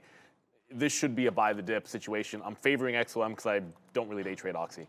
So 123 looks pretty good here. Keep your eye on oil futures. I'm still only in 2 shorts. Lucid was the only one that was the one that we just recently got. So we're gonna start getting some bids out here as it heads down to hopefully like a 225. I don't know that it's gonna do more than a 10% day in any regard, and a 250 break to 225 is the most easy logic for an ultimate target. So every 5 cents or so, we'll start taking some shares out on Lucid. We'll double check what's going on with Tesla because I said it didn't pull it up. Inside morning for Tesla. Didn't break the low, hasn't broken the pre-market high. So there's things that are doing more stuff or more interesting things in Tesla. But I always keep an eye on them or on Tesla when I'm trading any other EV name. Yeah, good idea there. Yeah, okay. I mean, if you're $1 in the money, you're part of the $1 club. If you're $2 in the money, but we're 3. Apple right now is 177.50. And again, we talked about this. Let's get long Apple. Man, it was strong. It's real strong, and it continues to be pretty strong. What's up, Ryan? What's up to everybody? What's up to Dominic? Right there, Dominic wants to know about ALLR. Thank you, Dominic, for that one. Thank you to everybody that's here, man. If you're enjoying the show, let's see some ones up here in the chat. And then if we're all lucky, we'll do a little bit of a roll call. Where is my roll call thing? I know my guy over there has it. There it is right here. We'll do a roll call in a couple minutes. Let me know if you're enjoying the show, man. Are you $3, $4, $5 in the money on Apple? Are you $1.50 here? What positions do you have on right now? Put them in the chat and let's see what does happen. I will call all of you out. Thank you for liking, subscribing, and all of that. So let's go right now. So who is here? We got we got Oscar here. We've got Andy here. We've got Get a Real Job. Yeah, that'd be nice. Will Newman's here. NECA's here. What's up, NECA, my guy? Wow. Okay, Jimmy, Trader Life, FFTB, Saul, For Profit, The Void, Flawed, TJ, Ash is up in the building. No, I will not do that. Smell my finger was in there. Yeah, we're not going to do that. Kevin Mendoza, what's up? Elon, what's up? Crystal. Yo, T-Money, money. Right there. Thank you, everybody, for that roll call. And as we do that, Neil, guess what's happening? Mo money. So there you go, man. We talked about this with Sharif, man. He said, good vibes, Katina. And ever since that comment, man, you know what? It just justifies everything that we've been doing around here. Okay? And that is feeling good, showing you guys what's good, talking real, and just putting these numbers up. Having a good time, following your rules, evolving as a trader in front of everybody. It's been really cool. And there it goes to the upside. We've already called it. Adara's next. We're going to get some big trades happening here soon. Oh, I got to say something. Is it okay? No, not yet. So we have no, just go ahead. You have my permission. Go. No, congratulations to Adara. She passed the compliance. Yes. We mentioned that yesterday. Yeah, congratulations.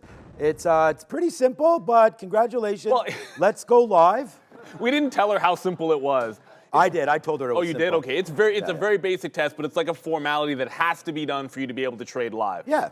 We joke around when people actually don't. I mean, look, as far as graduates, there's me, you, there's Max. Wayne. Branko. So I'm just saying, I don't mean that graduation. No. And soon to be Josh. Yeah, of course. Actually, we're soon to be Obi. Oh, that's a heartbreak. Sorry, I turned to look at Patrick and I just saw a putt that was a heartbreaking miss. So Flush whoever that guy was. But $4. now look, the market's going up. Apple's going up. NEO's now down 6.5%. So the flat bottom break on NIO just went another 3% to the downside. So whether you're long, whether you're short, as long as you're in the right kind of names, you will be just fine. You know, we talked about this with trend trading, like short things that have a downward trend and long things that have an upward trend. And if you start with that, usually it's a little bit easier to work your trading. I'm just canceling offers here on Intel because shorting the pop on Intel might not happen. It just made another fresh low through 36. So I put two new on. We got out of Intel. That's going to be the mistake of the day, but I think NEO's headed to 4. Lucid's working to the downside. AMD, however, I mean, acceleration is definitely happening here on AMD. If you're starting to find, if you're looking for where the support was, it's $160 on the daily. 160, you got January lows, you got February lows, and you're about to see April lows at $160 on AMD. That would be the first bounce zone. If the market can hold up, that's the only place I'd even think about a long trade on one of these two chip names. The others aren't bad. I mean, NVIDIA is actually bouncing a little bit off the bottom. So a big congrats to Adara, obviously, there. And what we were talking about there is it's the compliance test to go live. So it's not, people were saying, oh, was it like training for how to host and all that kind of stuff? No, we didn't get any of that. But the one thing that we got to talk about right now is congratulations, because we shouted out his name. Joining on the leaderboard today is both Josh and Obi. So right there, man, they're on the leaderboard right now today. So Josh and Obi joining the leaderboard today. We talked about the top 3, so there we go. Congratulations there. We did get out at 425 right there on Microsoft. So let's go. That's one. So that's another one. And then this is another one. And I promise you, we'll try to find, oh my God. Have you seen Apple? We will try to find another one on that one, but we're cooking with Apple. Like, we are long at 174 right now. This is at 178 and still motoring. Apple is taking names and ripping to the upside right now as we go. So, wow, there we go, man. Yes, big congrats to Obi. Big congrats to my guy Josh over there. The two next coming through. So we're really proud of those guys. No pressure, of course. But there it is, a nice move up to 176 and continuously going there. We talk about this all the time. It is a tough, tough job. Most will fail. So, of course, we are going to congratulate those that do, and especially the ones that put in the hard work. These guys have been here for a while, putting in the work, and now bearing the fruits of their labor. And welcome back, my guy Wayne. So let's do a big welcome back for my guy Wayne out there as well. And if you can't tell, we in a good mood, baby. It's one of these days again. Let's see if we can hold it out, man. This has been such an awesome experience over the last couple months to trade these markets, guys. Yeah, it's been a fun market. It's a fun week as well. It's not fun for JP Morgan shareholders, although I would say it's fun if you want to pick some up on the bid. It's about to take out the low of the day. I've said I'm not really trading this one, but we'll cover it for you guys. It just broke down 5%, 186 on the bid. A little bit different to what's happening in Wells Fargo, which is actually green today. So I'm not going to sit here and try to analyze why Wells Fargo is having it better than JPM. When I briefly read the report to release the Coles notes, I can't tell you that Wells Fargo did any better than JP Morgan, but relative strength in Wells Fargo to be sure. Rivian, wish we had this one as well, but we can't. We have two EV names. I think I probably should have had Rivian, but there was just not a good enough setup. I thought we'd get like 965. It is breaking lower. I think these are all in the doldrums, at least temporarily. So we're starting to get some fills on Lucid to the downside. NEO is bouncing off 415. Google's about to take 160. Yeah. Yes. Alphabet's, thankfully this one gave you the dip buy, at least, because this came to the 200 period, but a 160 breakout with the market actually down. I'm going to be patient. I wanted dip buys on these, so I'm not going to be taking any tops. Alphabet, to me, was going to be like something in the, I think I said 157 or something like that. But we'll have to look for a VWAP retracement. The shorts have worked, the longs have worked, but you had to be in the right names. You couldn't just go long anything or go short anything. Oh yeah, shoot, Roku. Roku had that data breach. Nothing happening. So I thought there might be some excitement on Roku with a chance for an opening breakdown at 60. We'll throw that one on the back burner. There was bad news, but it just doesn't seem to be doing anything in there. So be patient. Stick to your plan of action. I don't want to jump away from any name that I wasn't prepared to trade. So I'll look back at Intel. Maybe we get something along VWAP. Maybe we get something of a pop on AMD to be able to short it, and then look for the dip buys in the stronger names. As Marvell's apparently going. That rent stock, for all those of you out there that are having fun with it, it opened back up, and it's now just sort of going crazy in the same range. Like I said, I'm not going to touch this stock with a 10-foot pole, but it's got like a $3 range that's traveled 5 times since it reopened, if you're into that sort of thing. I'm just trying to tweet out this Apple because we're still in 20% of this. So like this is, you know, as, just trying to get this out here. As David Duchovny says here, it's a monster. Apple has been awakened, and it's a monster. But I keep talking about Apple because Apple's $4, almost $4 in the money. But what say you, Microsoft? We still got 20% of Microsoft. We still got 20% of both of these on. So again, you know, just sitting here trying to trade what we want to trade, and I feel like that's the most important thing. Trade the names that you've been doing best on, and get a good read on it. I wasn't prepared to trade Apple today, but I knew that when I saw this market, and this is where experience comes in, right? And hopefully this is what we're sort of giving every day, and that is that just ideas that could possibly work if something happens. So as soon as the market opened up and looked pretty strong there, I mean, we are in the very first minute on Apple. I said, worst case scenario, I deal with this near 174. So we got 174.43s. You know, so this was about 40, 50 cents, probably give it a little bit of slippage through 174. I don't think we would have, I mean, depending on the shares, I don't think we would have held it for this bottom, probably not. You know, we were looking at the 50 period. Anyways, it was 74, it's clear as day. So we are giving this one about 50 cents worth of risk. So of course our first outs are about 50 cents. That's 175, that's a 70. I thought I was a little bit lower actually, so that first out is like 40 cents. And then we had a play there as well for $1, $2, and then now all the way up here and watching it go. But the thing is, we still have to get over to VWAP, right? So that's another problem altogether.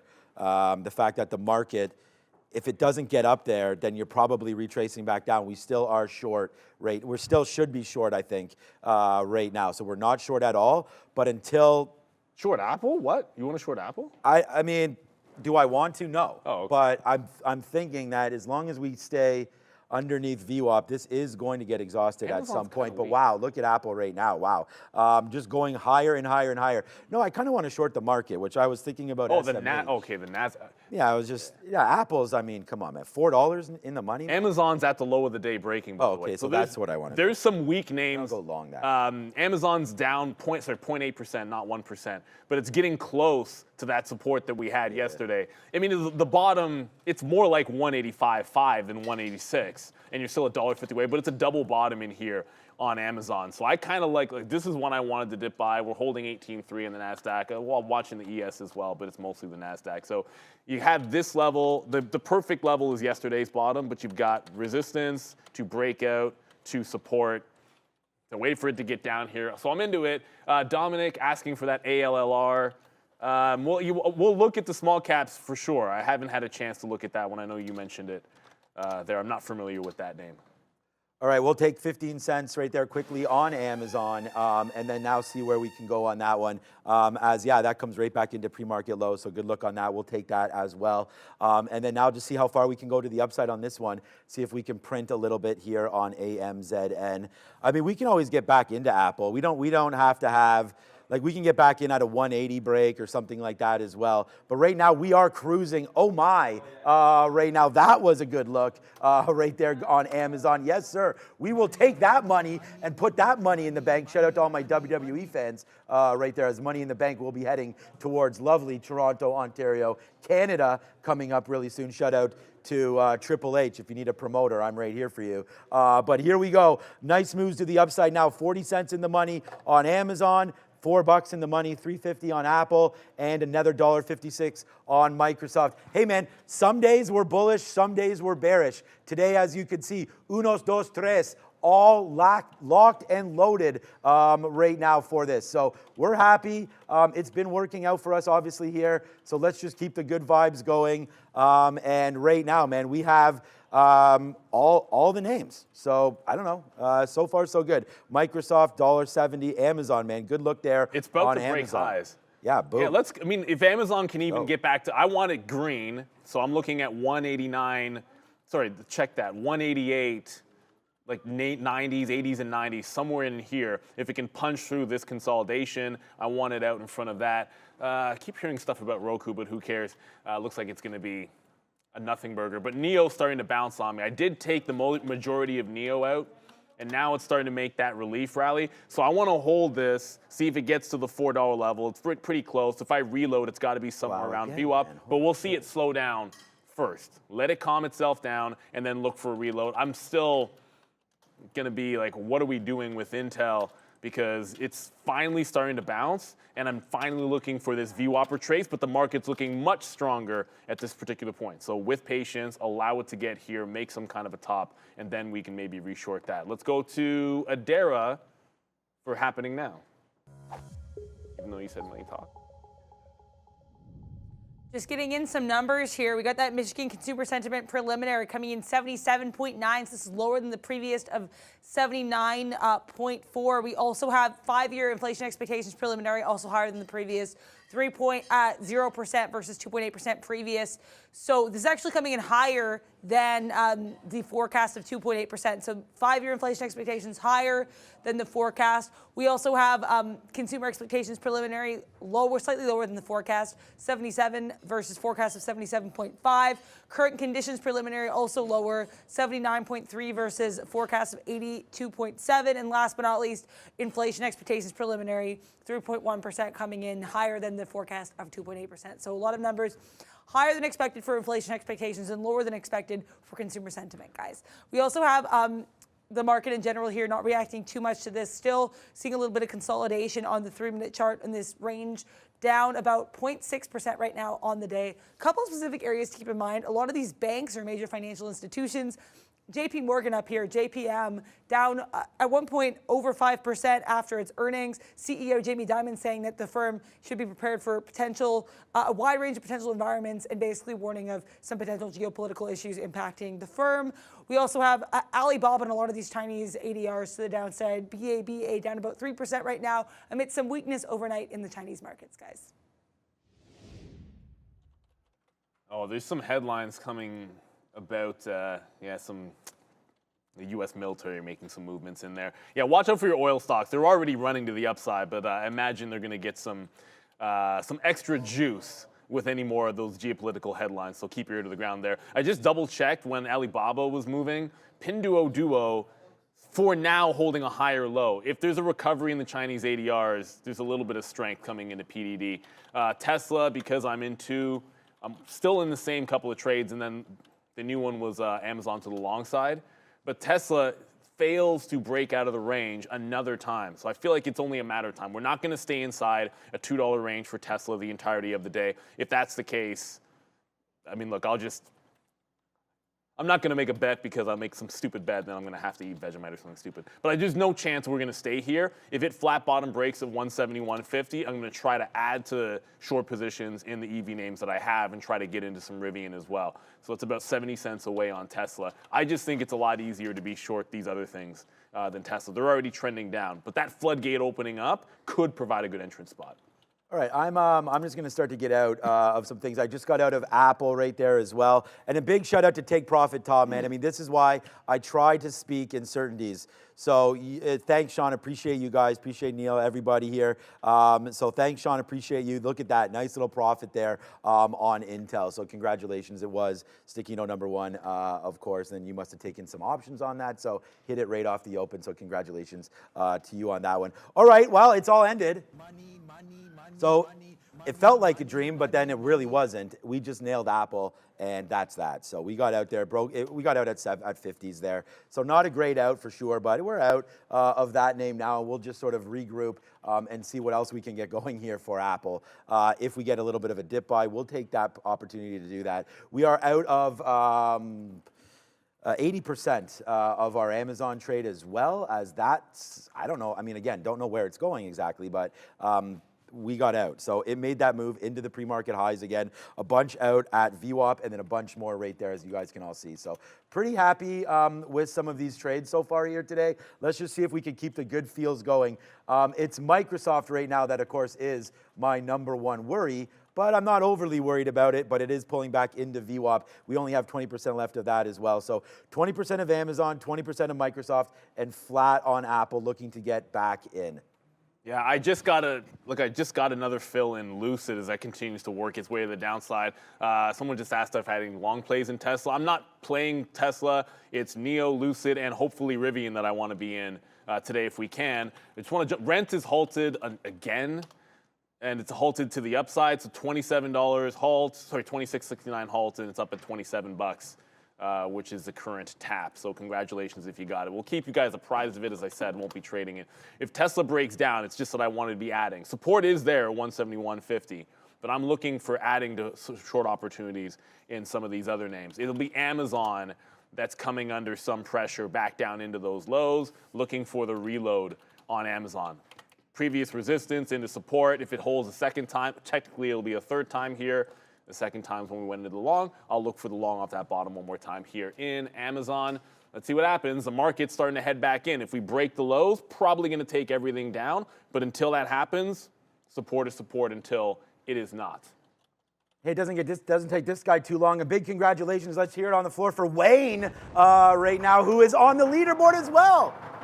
So we've got Josh, we've got Wayne, we've got myself. We're all on that leaderboard right now, and we're trying to put some more damage here for you. Big congratulations to Wayne. Welcome back right there, as it's always nice to see familiar faces on the floor. And a big shout out to Wayne putting up numbers one more time. So that's what it's all about. Yeah, Rent. You know, good show. I haven't seen that in a minute. I know that was one of your favorite Broadway shows for sure. I remember. It's not one of. It is like. It is your favorite. I've probably seen it. I mean, we have the actual like recording of the actual yeah, isn't it like on the Disney? live Broadway? And there's also a movie. Yeah, I've seen the movie a dozen times. I've seen the Broadway recording multiple times as well. Times. No, yeah, we watch it every single New Year's. During the holidays, we watch it at least one time. My wife and I. Wow, amazing. Okay, it's all the Wayne up. That's right. It's all the Wayne up. That's awesome, T-Money. There it is. Wayne brought treats, by the way. And this is what we're talking about. This is why we do this, to celebrate each other. We talk about so many times how hard this business is. And it's not easy, that is for sure. So, of course, a big shout out there.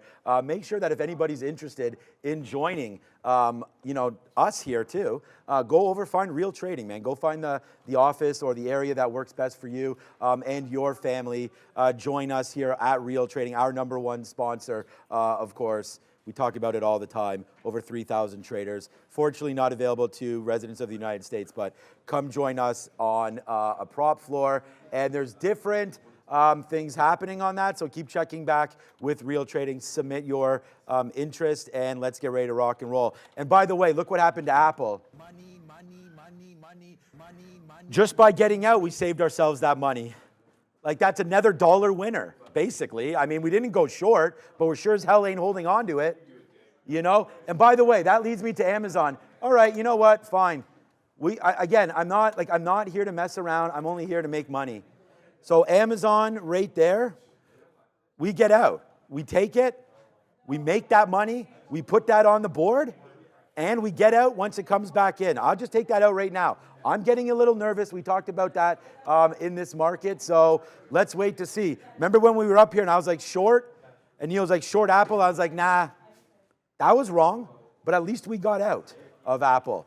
And definitely big day here today, as we keep saying. Glad to be back from that NVIDIA yesterday, but we're back here today and, kind of waiting to watch these Masters here a little bit today. We're going to be busy. We got that podcast to prepare for. We've got a big party tonight for the hockey, and then hopefully some rest, but that probably won't be happening. Tomorrow, more hockey, more everything, more trading, more Trader TV Live. Go find that out as well. We get ready for the big show in the afternoon, which of course is breakouts again. No, range. Range trading. So you will learn all about range trading from both Adara and Sharif, Professor himself. the Egyptian nightmare. Sharif. Which made me... There you go, baby. Let's go. Also, just the market's taking out these lows, and here could be the first chance to get back in at VWAP on Intel. Well, there was already a chance, but we didn't get it the first time through. So I'm going to jump back into this. I'm sort of sitting right here. Just pick me up on the offer. Amazon's right back into that support level. Just double checking NVIDIA. NVIDIA's chilling at 890. So no 880 level for NVIDIA, no 905 that we talked about in the afternoon yesterday. You had to sit both of those out. It's Intel I want back into. If you're going to stair step down, we'll rock that. I didn't check ARM, so that was a bit of a mistake. We were trading this one yesterday, and if you were looking for another chip name that's falling, ARM flushed is now underneath that 128 support. So if the market completely gives it up, this would be one to watch. It's got room to 125. All right, the market is going to the downside. We definitely want to get a short. So again, guys, VIX is also running. like, look at this. I should probably just tweet this out. Just like that Morgan Stanley thing could have been an NFT. I mean, this Apple, I wish we had more ticks up here. But get out, a little bit of uncertainty off the open there, heading into yesterday's levels, 175. I mean, when we saw this, but then we were able to get out and really be able to sniff that out. And also, put it up for saving money right here on Amazon. I mean, again, like, don't stay in something if it's going to start to break lower. We start to get those feels, so there it is right there, saving ourselves once again there on Amazon. So yeah, big trades, big names. Let's go look over at some of the banks quickly.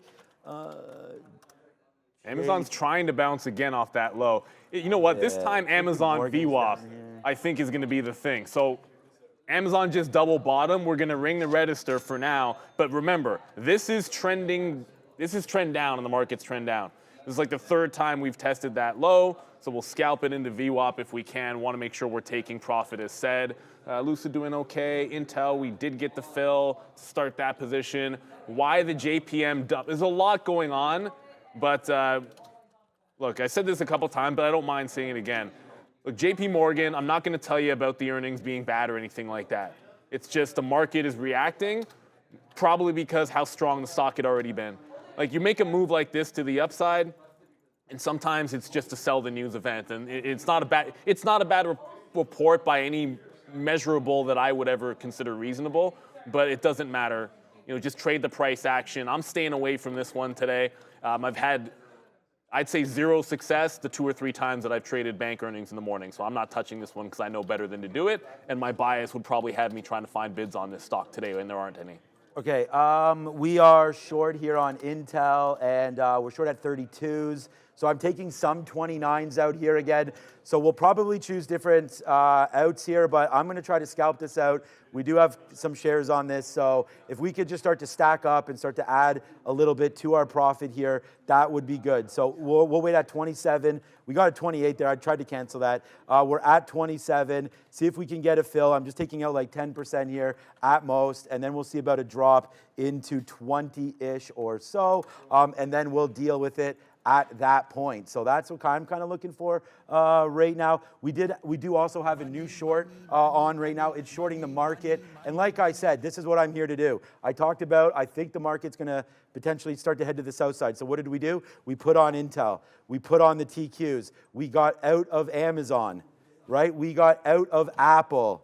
So, I mean, whether or not we're right or wrong right now, I don't know, but our net is higher than where it was before. And the one thing I want to say is, too, this is why I'm putting on these trades for you guys, like Apple, that gives you these sort of one in and then deal with the out after that. Like, I fully understand that the way that I trade especially is very much hard to replicate. So look at the ideas. That was why we put out the sticky note to begin with. I'll often look back and then you'll say, oh my God, like, it's $3 or $4 in the money, but I scalped it out for $1.50, but it still goes $1.50 more than that. So that's why, yeah, thanks for that, Fabian. I don't have there. any of those. That's why you'll go over, that's okay. Fabian always hits it. That's why you go over to the sticky note and you look for, you know, potentially levels or ideas. And that's what I'm trying to do. I will scalp out of them, obviously to each their own style of trading. But again, that's why I talk about the leaderboard. That's why I talk about these things. The style for me is working. So you got to stay, as we say, stay in your grind. You only know your P&L. You know, look at what you're making money. Look at the trades that we're putting on and figure it out. So that's the whole thing. That's the purpose of Trader TV Live, to show you the stocks that we're in. Every fill that we take here for you on the show is showed. I try to explain the positions, and just at the end of the day, let's see if we can all get our accounts, you know, green. I mean, that's at the end of the day all that we're looking for, right? I mean, that's the whole point of what we're doing here. So, yeah, there it is, Pitch Bowl. You want Palantir money, money, money. I don't have Palantir on right now, but if you do and you're up, this is the community that we're talking about. We will spin the money, money, money for you. I remember back in the day, the man to my left over here, he was like always in the chat, hey man, spin that money, spin that money.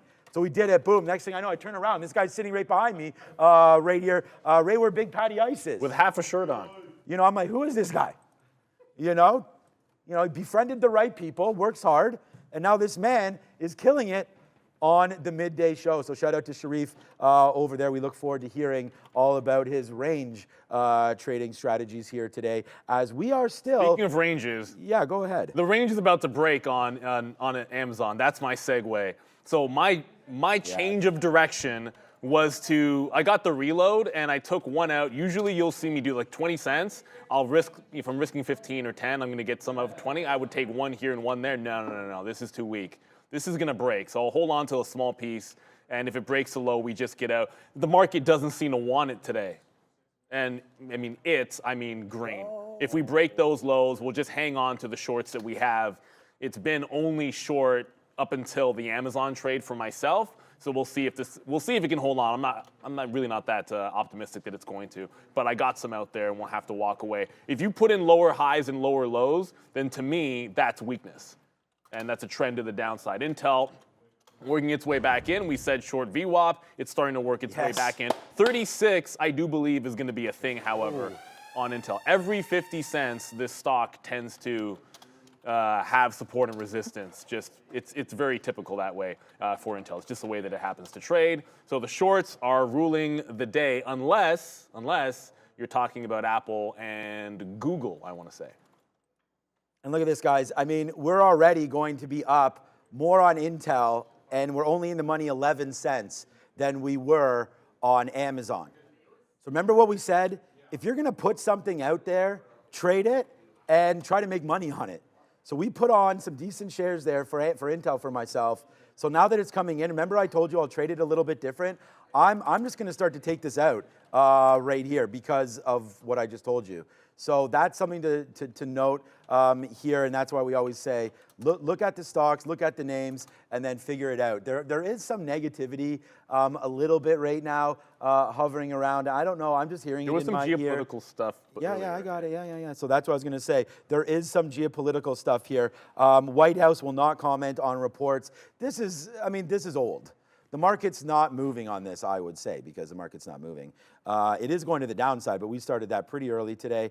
Attack on, this is not just, will not comment on reports of imminent Iran attack on Israel. So reports on a potential attack. So that's the story that I'm seeing here from Benzinga. We will obviously, if this market falls on its face, then you will know that most likely something's been confirmed, and obviously we hope for the best for everybody in any of those regions, regardless of what your political or whatever beliefs are. So that's hopefully that won't get to that, but loss of life, no matter what, is pretty unnecessary. So and in that gold is flying. Let's hope. Gold's been working for a minute. Yeah, no, that's what? It's not. If you do believe in that stuff, gold is up 17%.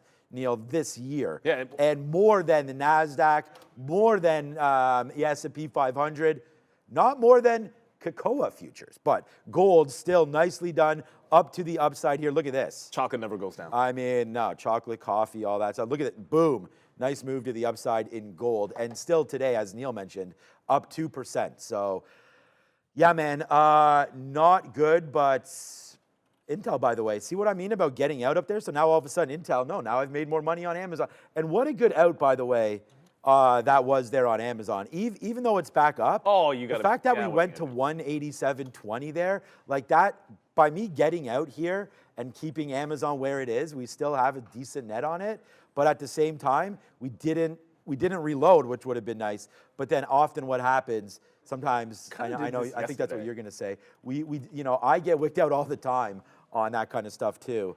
But Intel is more of my concern right now because the market is battling back up. I was going to give this to 40. So if I'm going to do that, let me take another position here at 36 or so, which we just got. And then, well, obviously, it rips through us.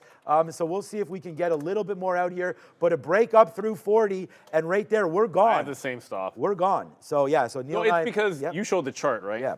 Okay, yeah, Sean already showed the chart. I was getting ready to show you why the 40 level, but it's kind of obvious. I feel like Amazon did this exact same thing to me yesterday, and I'm like, why? It did this dipsy-do, and it looked like when everything was going to go down, it was going to do it with it, and then it put in a higher low. So I don't mind getting out there because it's following the rules, but if it's going to break and hold VWAP, then I need to at least be buying dips into VWAP. If I'm going to be out of it here, that's fine. But if it starts trending up and holding VWAP, I got to find the long later, which is exactly what I did not do yesterday. So that's going to be the plan of action on AMZN. I'm not going to get back in chasing it, but if it forms a pattern of higher lows, then I need to go back to that long. That was a huge mistake yesterday not doing so. I want to double check in on Lucid. It's bouncing back into VWAP, so I have taken some chunks out here, and I want to see if we can get a reload either at the 250 maybe or at VWAP to the downside. Neil's still working in the money as we go to the small cap recap. I wonder how the rent is doing. Oh, man, is it due yet or what?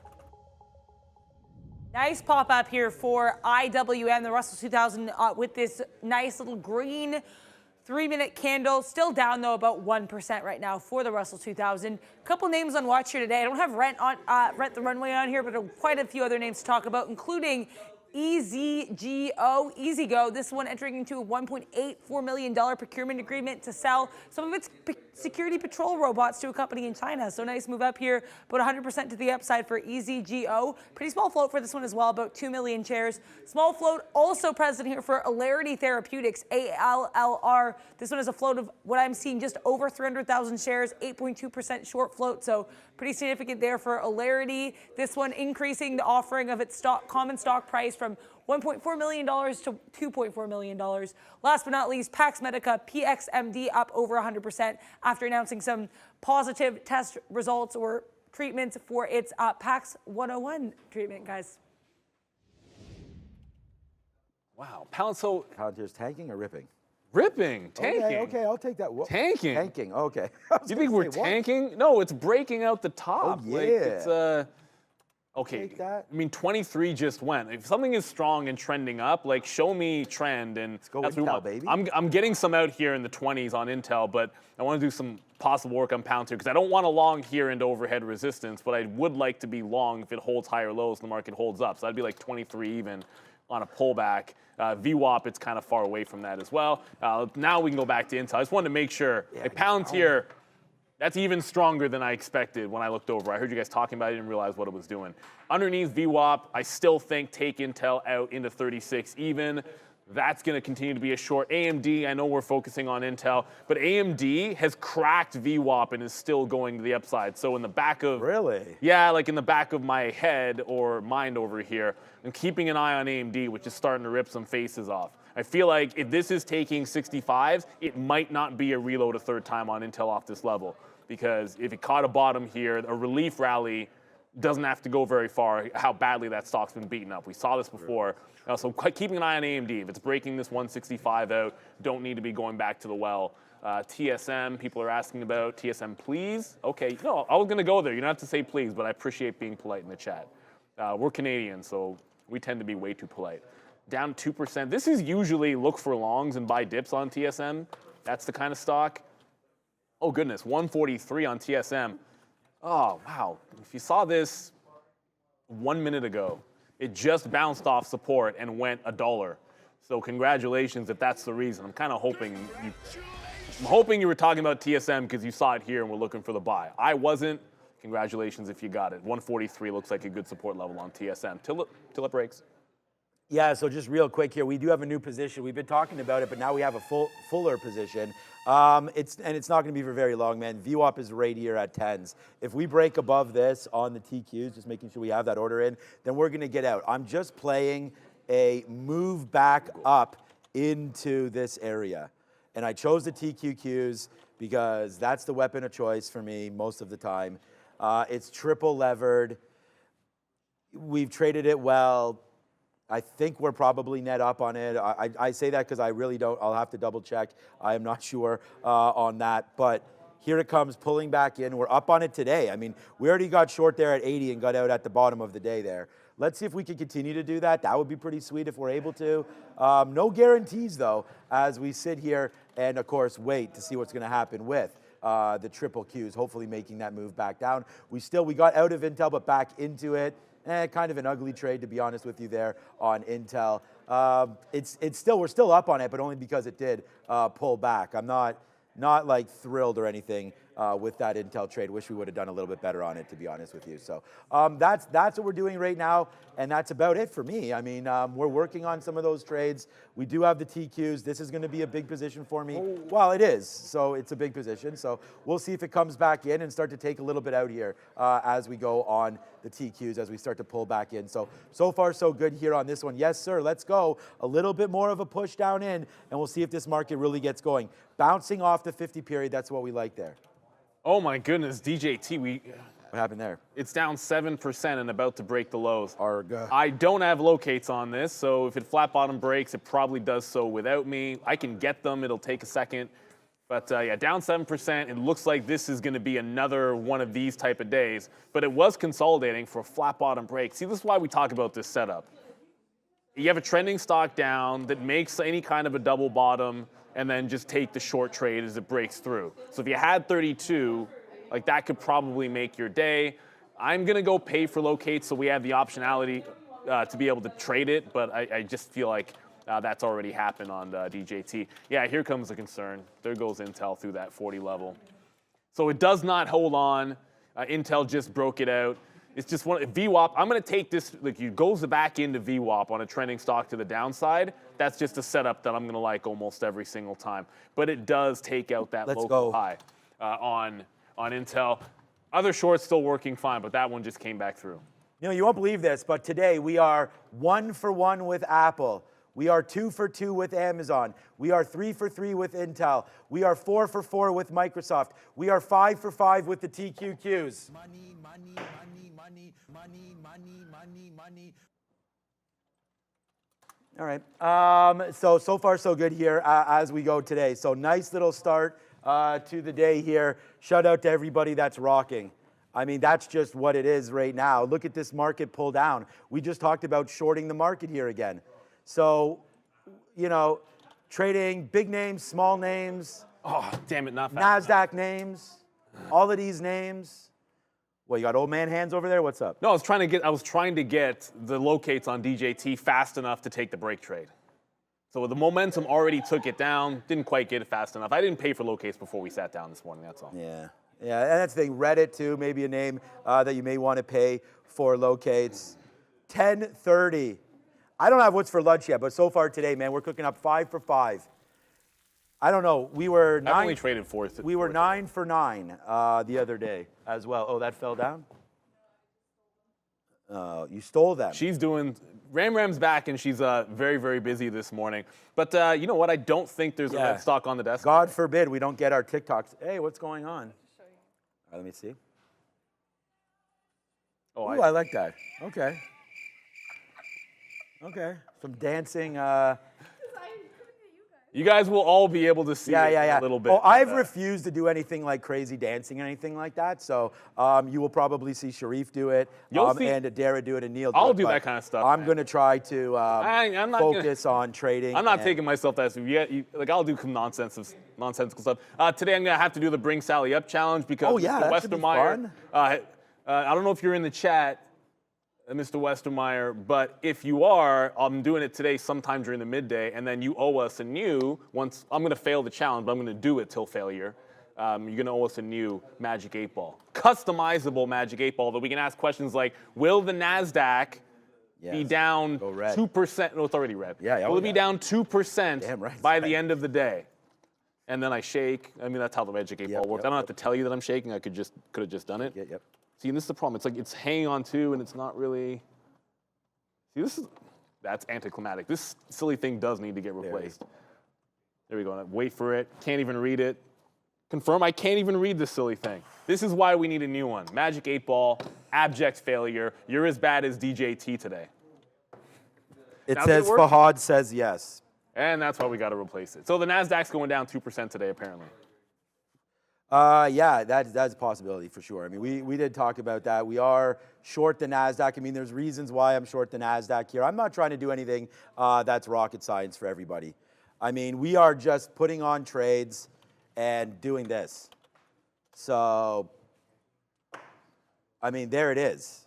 You know, like I said, have confidence. Find what you're doing best, and just keep on doing it, right? I mean, I think that's been something that has been a good theme for many of us around here. So we're going to still focus on this. It's 10:30.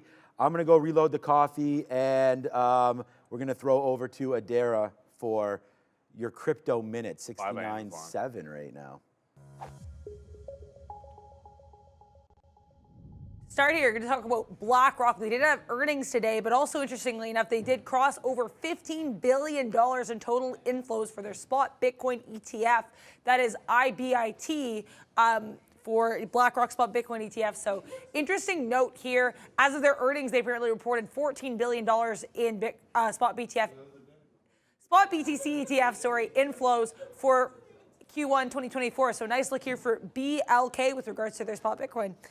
We have Bitcoin itself right now continuing to consolidate at the top of this range, up around this 74,000 level. Right now, we're just below 70,000 here, 69.8, up about 0.3%. Ethereum also pretty flat here, just at 0.5% to the downside.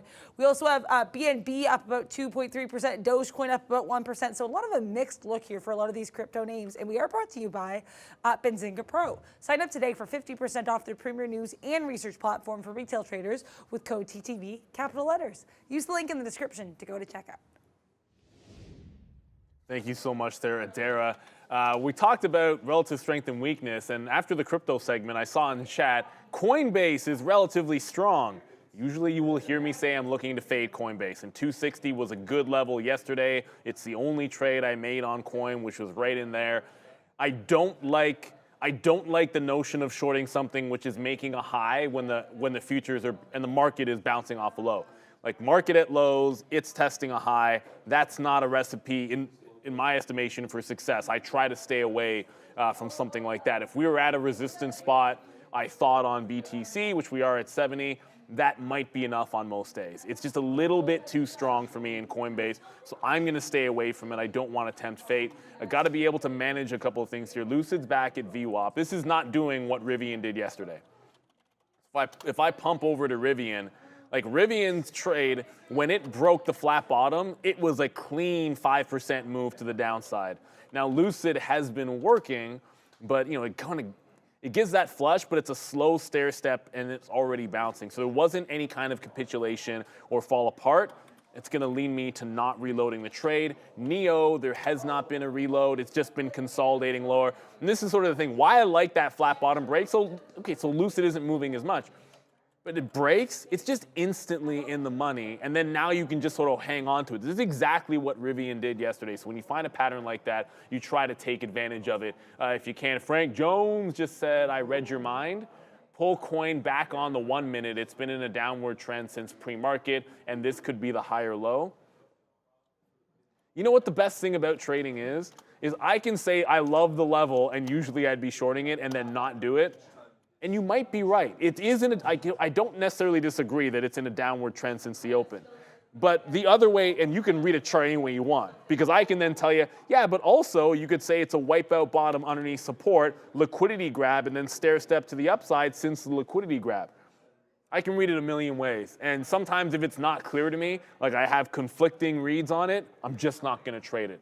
That saved me, I'll tell you right now, the only reason I was green yesterday, because when the market stopped making sense for me on the shorts, I just stopped trading almost everything that wasn't still a weak stock. And I just kind of sat a bunch of it out for the middle of the day. So Coinbase, I'm sitting it out at 260. It just feels a little bit too strong for me. Like, why is it at the highs and testing tops when the market's at the lows? And that's the beauty of the market. You can always read it a million ways. And that's the thing about charts. I can look at a chart and tell you 10 things. 5 of them could be bullish and 5 of them could be bearish. Yeah, and that's why you want to make sure that you have your you're going out of there. Okay, cheers to everybody that. Oh shoot! I almost did it. I have to disconnect now before I get up. Yeah, this is the thing here. Look what's happening to the market. Just as Neil said, it's one thing to take the trades. It's another thing to be in them and make money on them. So we got to be confident in some of the trades that we have. And like I said, this is really what's been the change for myself and for many traders that I do see around here. I mean, look at this. There's the TQs. We tweeted it out. And there it goes again, right? No matter what, I don't even really know how to properly say this, but this is what trading is. We're gonna go 5 for 5 again here today, just on ideas. Look at this. You just want to get out of Amazon. Didn't work. We put money up, didn't work. We got out. I mean, we made money. We're positive on it, but the trade itself wasn't sense when there's something happening, and it's not easy to do. It's not easy to do. This is not, like we keep saying over and over again, this is definitely not for the faint or weak at heart trading, which is why I say that I never want my kids to do this. But the idea behind it is we still got to be here. We're here every day for you, and I'm glad of that. There's another push down in the TQQs. Again, what did we see? We saw a red market. I mean, you guys asking me this. This is not, market rallied back, 50 period, VWAP. Have confidence. We like the short. We gave you that unfortunate story there. Now, nothing's happened. I mean, I haven't heard anything else about the Middle East or anything. But unfortunately, that story's still there. So we're going to go short. We're going to find reasons to go short. And then when we do go short and it makes us money, we should not sit here and act like we're surprised when that winds up happening. This is the idea that we had heading into today, was to be able to be confident, be able to sit there in a position and let it work for us. We let Apple work for us for $3. We let Microsoft work for Microsoft. I'm still in this position, by the way, which is crazy. I got to find out what I'm doing with this. I can't even believe I'm still in this, to be honest with you. But look at the Qs right now. We're still well up on Microsoft, so I got to find out what I'm doing here. The Qs are really coming in now again. And guess what? We have this position. So right here on the futures, we took this position at, what time is this? 10:20. Okay, so we took this position at 10:20. So at 10:20, the market was at 18,300. So you're now at 18,240. So 60, 70 handles now in the money on this short. And it was just one that we found for you immediately. So yeah, these TQs now goes P&L number 2. P&L number 1, Apple on the show, P&L 2, TQs.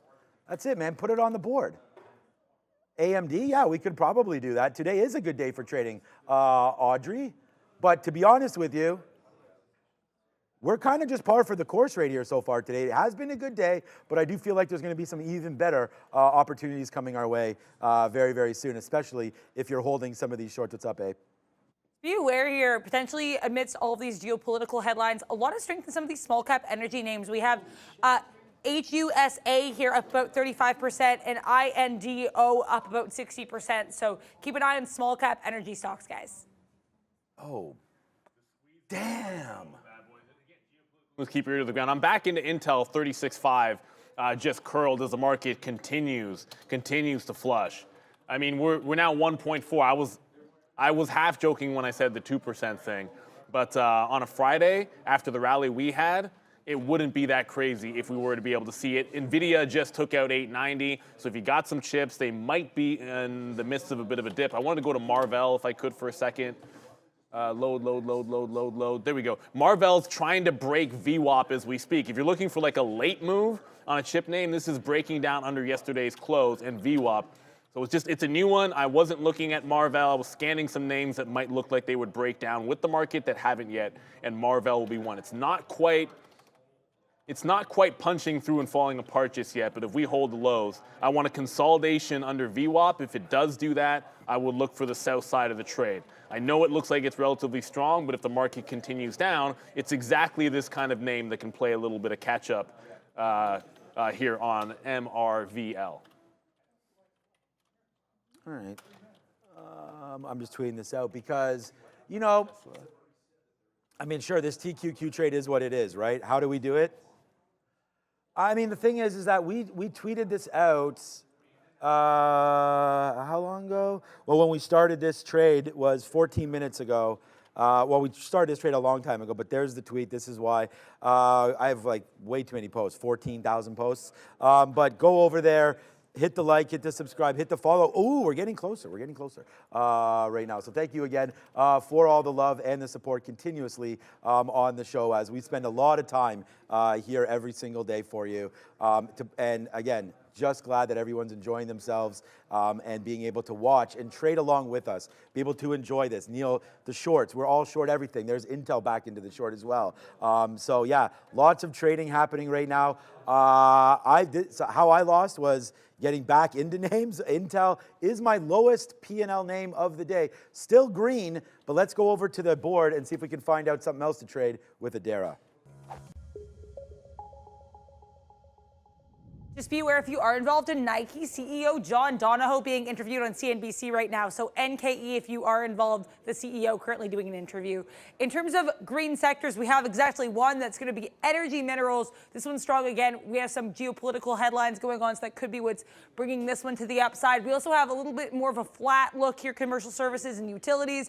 But other than that, a lot of these sectors decidedly heading to the downside. Technology services, electronic technology with the exception of Apple, all very weak here amidst specifically chip names trading to the downside after that headline with Wall Street Journal reporting that China is looking to minimize the use of foreign processors, getting rid of them entirely by 2027. So AMD and Intel especially impacted by this. We also have a lot of weakness here in health technology. AbbVie leading this group to the downside, but pretty right across the board. Also right across the board is finance, being led here by JP Morgan after earnings to the downside. More finance earnings to come on Monday, guys.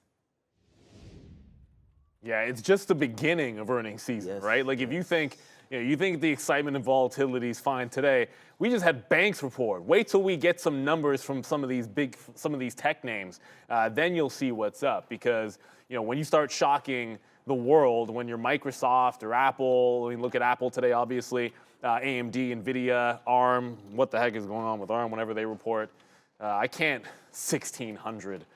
What is going on with ARM? 1,600 PE. It's not even a typo. AMD's breaking VWAP in here. So look, if AMD breaks VWAP, holds under and heads to the low of the day, and Intel doesn't go in the money, then there's something wrong over there. I did identify something else that I like in this particular, if Intel stops working, it is Marvell. I feel like it's got a ways to go.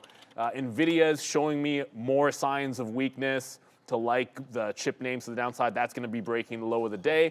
Don't really have any long trades on to be worried about at this point. And Jimbo Slice, you're right. TSM and ASML next week.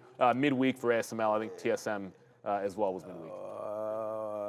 Yeah, I think it's Thursday TSM, ASML Wednesday. Yeah. And yeah, about these shorts, guys, I mean, they are still printing. We did get a reload. Well, we took a shot there potentially on Microsoft. It is kind of barcoding here. We are long again at 421.60, but it's not, it's not like a great position here or anything like that. We're going to wait to see what does happen, but I'm just waiting to see about the TQs. This is really the level or the area for me here is that I'm concerned with. So we've already taken this out. Like I said, this just went way up the board. It's actually going to be better P&L wise because I let this drip down than Microsoft.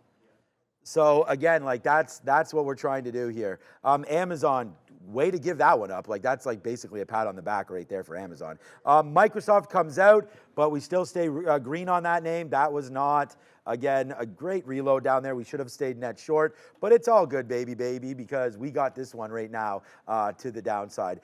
Intel, good hold on that as that's pulling back in. We decided to leave that one alone. We should go over to AMD. AMD was P&L number 2 yesterday, and it did get up to 165. We were looking at 168, but it didn't even come close to up there. We could definitely, I wish I was sitting here. I would have taken that Coinbase 260. Easy to say now, it's at 255, but definitely, I had it yesterday for $5. I would have had it again today. So we can look at Coinbase if it comes back up. And then the other name, we can let me just check back in on Apple. Let's just check the temperature over there. All right, so Apple is pulling back quite nicely, getting close to something actually for Apple. Maybe Apple pullback is what we need at this time. So we could 175 though. Yes, Mendoza. I don't really want to go. Yeah, hopefully the Mendoza's having a huge day. He's having fun. He's like, someone hit the market with photon torpedoes. Shields Right. up, red alert. I feel like, no, this is like that scene from the new Star Wars where like, are our shields even up when they're getting destroyed? That's what it feels like. Are there bids even out there this morning? Answer being, unless it's on Apple. There's a bid right now on Google, kind of, sort of, maybe.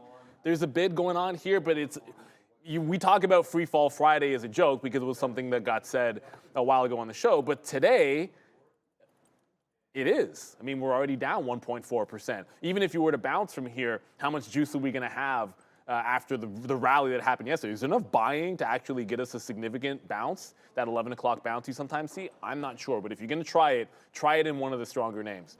So Google, I was just checking. You just said Apple, so I won't bother going over there. And we've said this time and time again. Like, I'm not going to pretend that I was saying short Amazon because I wasn't at any point. I was only looking for the long. Sometimes the best thing you can do is get out of the way. Like, this stock, it just couldn't hold the support level we liked. It's now flushed. It's not at 85, so it didn't really get back into, or sorry, 86, I should say. Check that. It's not at that 86 support level from yesterday where I probably would have liked the long again. But we can be patient. If the market wants 2%, then Amazon has a shot at that level. I don't see why we couldn't retest that. I do want to jump over to Marvell to see if it's setting up any better. It's bouncing already with the market. So now what I want to see is consolidation under VWAP and then try to short it back to 71.5 on MRVL. These guys are always like super late in the cycle. The good thing about this is it's got a very defined range top the last couple of days. And if it consolidates and falls, I don't see why I can't get to at least the $70 bottom that it put in this morning.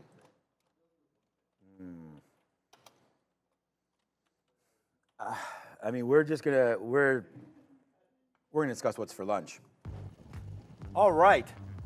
So today's not too bad. We got a decent lunch offering here today. I think it should be okay. Hard to kind of screw this one up unless it's way too oily, which it has been in the past. Today's what's for lunch. Today's lunch menu is spaghetti bolognese. So we'll see if they can get that properly. You know, being Italian, for me, they probably won't get it right. But at the end of the day, it's not too bad. We'll see spaghetti bolognese. Nice little lunch. You know, I think that's pretty reasonable there. We'd like to, support lighter fare lunches. You don't want to be sitting down at your desk and you've got like this huge piece of roast beef just I got a question. Melting up in there. This maybe it's worth it for the pod, or maybe you're Italian, so I'll start with asking you. When you cook pasta, yes. do you save the boiled water with the pasta and then use it for other things, which I've heard you? You can do that. We don't do that. I mean, if you're making fresh pasta, the water probably be a little bit better. If you're obviously buying store-bought, then it's kind of like meh. But yeah, you can do that. You can do it, save it, make some bread with that, or make more pasta with it. Yeah, that's a good point. Yeah, fresh pasta is amazing. It's the best way. You got to have a little bit of time for that. put it through. Shout out to Chef Joe. Yeah, if you have lots of garlic in it, yeah, that's also very, very nice. We can't do that at my house because my wife is really, really not a garlic person. So Yeah. I do like it, but she's not a garlic fan. Apparently that's a big deal to Ramin. Oh no, Marissa is without garlic. Like that would probably be. I mean, she ain't ever divorcing me, but that would be pretty close to that. So yeah, garlic is a must for my wife. Okay, so far so good here, trading with this move down in here today as the NASDAQ continues to go lower and lower and lower and lower. And who has it? You know, hopefully you guys do. Shout out to Kyle Burdett. Shout out to everybody shout out to Dan Emmons. I haven't even seen you in the chat, but shout out to everybody that's been part of Short Gang. We could probably tag that as well, man. It's been a Short Gang kind of a day here today, although most of my damage, well, first of all, the TQs might go into first place right here as that's going, but mostly all my trades pretty much today were long. So long Amazon, long Apple, short Intel. We're up on Intel, but Intel ain't doing jack, so that's not for me. Microsoft, we were long. And then the other name was the TQs, of course, the market in which we are hella short. So yeah, so far so good. I mean, it's been a good day. Let's see if we can continue sort of that now into the midday where we'll talk about range bound. I don't think the market's going to be too range bound, but never a problem learning different techniques for said range-bound trading. So you can never have. This is the thing. You can never have too many things in your toolbox. No. If you use it, you use it. If you don't, you don't. I mean, today's a perfect example. Yeah. Short the futures, short little small baby stocks like Intel, trading Apple, Long Amazon. rents. Look at you, Neo, Lucid. Shout out to Rio as the Packers will be coming over into Brazil, Right. so everybody in South America will be able to see. I think a top 10 QB Jordan Love could be this year, fantasy-wise. Oh, fantasy. He was number 5 last year? No, fantasy-wise, yes. I wouldn't put him in. There's a very big difference between fantasy Yes, QB. yes. As Justin Fields is the perfect example of that, right? And Josh Allen. A great fantasy quarterback, but and also the best quarterback in the NFL. but also can't and win also the the big best game. and also the best quarterback in the NFL. Yes. No, Patrick Mahomes is Okay, Patrick Mahomes, and then Right. number 2 maybe. number 2. Don't tell me. Come on, man. No, but I'm saying that's the problem is winning, right? We It's talked not about his that with fault. No, but well, It's not his. those of you that watch the NFL, I mean, the It's quarterback not- is. Did you see the pass? No, I'm just that saying quarterbacks Diggs get blamed. dropped like Quarterbacks get blamed. A perfect 60-yard pass down the sideline that Diggs dropped in the playoffs last year. That we probably win that game if he catches. It was a perfect catch. I'm not saying it was an easy catch. I probably couldn't catch it Right. myself. And Diggs is a great receiver, but Allen couldn't have done anything better. Oh no, it's just like Allen will never be considered as get good as he defensive. probably is Until he wins. unless he wins. That's all. No, It's I don't disagree. you know, we talk about Austin I Matthews. get emotional about- Austin Matthews is by far the most yeah. talented Maple Leaf to ever No question. put on skates, period. No it's not question. even close. But there's no way in hell he's going to be the most celebrated Maple Leaf until he gets one of these. And I mean, once he does, then you can freaking put a statue of him. I'll put one right here on my They'd desk. put a I mean, statue. The city will probably it'll get out of hand if the Leafs win a cup. you know, so. Like if you don't want to be on the streets and going ham, that. then you don't want to be anywhere around here if the Maple Leafs win. I remember when they won like the second round and people were just going crazy playing street hockey. People are climbing telephone poles. There's cops everywhere, and they won the second round. Yeah, if they it was win the cup, it's game over. Like Yeah. you're gonna see me with like face paint. It's gonna be like I don't know. Hopefully it's on a Oh weekend. shoot! Apparently it is 10:50 and money talks. My bad. And we'll get to Kyle Burdett super chat. Oh yeah, that too. DXY here having a nice day up. We had a nice pop on Wednesday as well after the higher than expected CPI print. A little bit stagnant yesterday, but today breaking above that 106 area. Right now we're basically just above 106, 106.05. We got a series of economic pieces of data today. We have import price index slightly higher than expected for March, 0.4% versus 0.3% expected. Export price index coming exactly in line with expectations at 0.3% to the upside. And we also had Michigan consumer sentiment coming in for April, slightly lower than expected here. So 77.9 versus 79 expected, also lower than the previous number of 79.4. We have some Fed speakers coming up later today. Goolsbee at 12, Schmidt at 1. We at 2:30 we have Fed's Bostic, and at 3:30 we have Fed's Daily. So 4 Fed speakers to keep an eye on as we head into the rest of the day. Also worth noting, this is the Great British Pound to the USD here, taking a big move to the downside in addition to the strength that we saw with the DXY. We also have ex-US Fed Chair Ben Bernanke doing basically a look at how the Bank of England looks at their rates and saying that their methods have significant shortcomings. So basically, ex-Fed Chair criticizing the methods being used by the British bank for their rate hikes or for their rate analysis. So move down here with the Great British Pound to the USD, guys. Yeah. We were just talking about not getting Leafs tickets. Yeah, but, he asked me if we got the Leaf tickets. I'm like, you know what, like. I don't see. I would love to go to a playoff game, but round one, and I was just saying to Neil, like, by the time you buy drinks or get the food and, you know, do this, do that, it's like, it gets so freaking expensive. It is. It's already $1,000 for the pair. That's a little much for round one. You know, the Maple Leafs last year, they had 6 home playoff games, and they were 1 in 5. So it's like they're even debating, but they're even debating not wanting to win the next couple games so they could be on the road for the first 2, either in Florida or Tampa, I think, at this point. If they play, and the thing about those are home games as well. Yeah, remember they were banning Ontario residents from buying They'll stop tickets. They did this last year or 2 years ago. They stopped people from buying tickets. The market is still flushing. Just to go back to the market, I did get that Marvell is the name of the stock. 730 short. I got 27s. It just hit 71s. I think low of the day is reasonable. The reload on Intel up at V. It's actually holding VWAP. So you know what? Whoa. Hold on a second.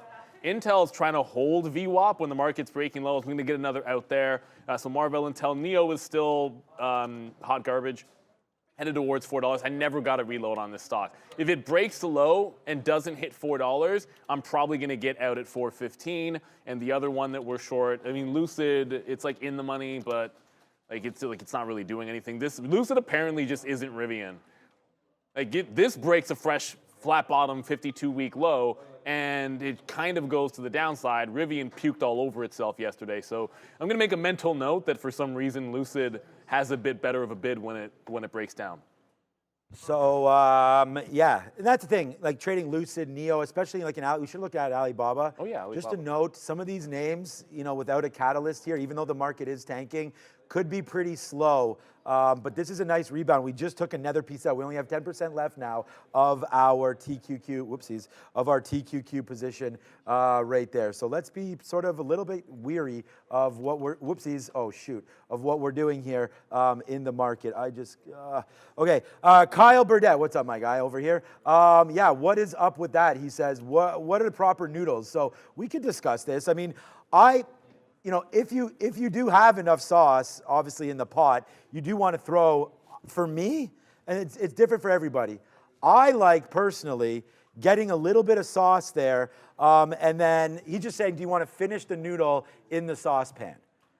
So, you know, again, I was going to suggest here, you know, gnocchi, like those little potatoes. Yes. Like you like to fry those up a little bit. So you boil them, then you fry them up a little bit, and then you put the sauce, and that is a treat, to say the least, if you're doing that. But I think you should probably finish in the pan. For me, I like that. I don't like a lot of sauce.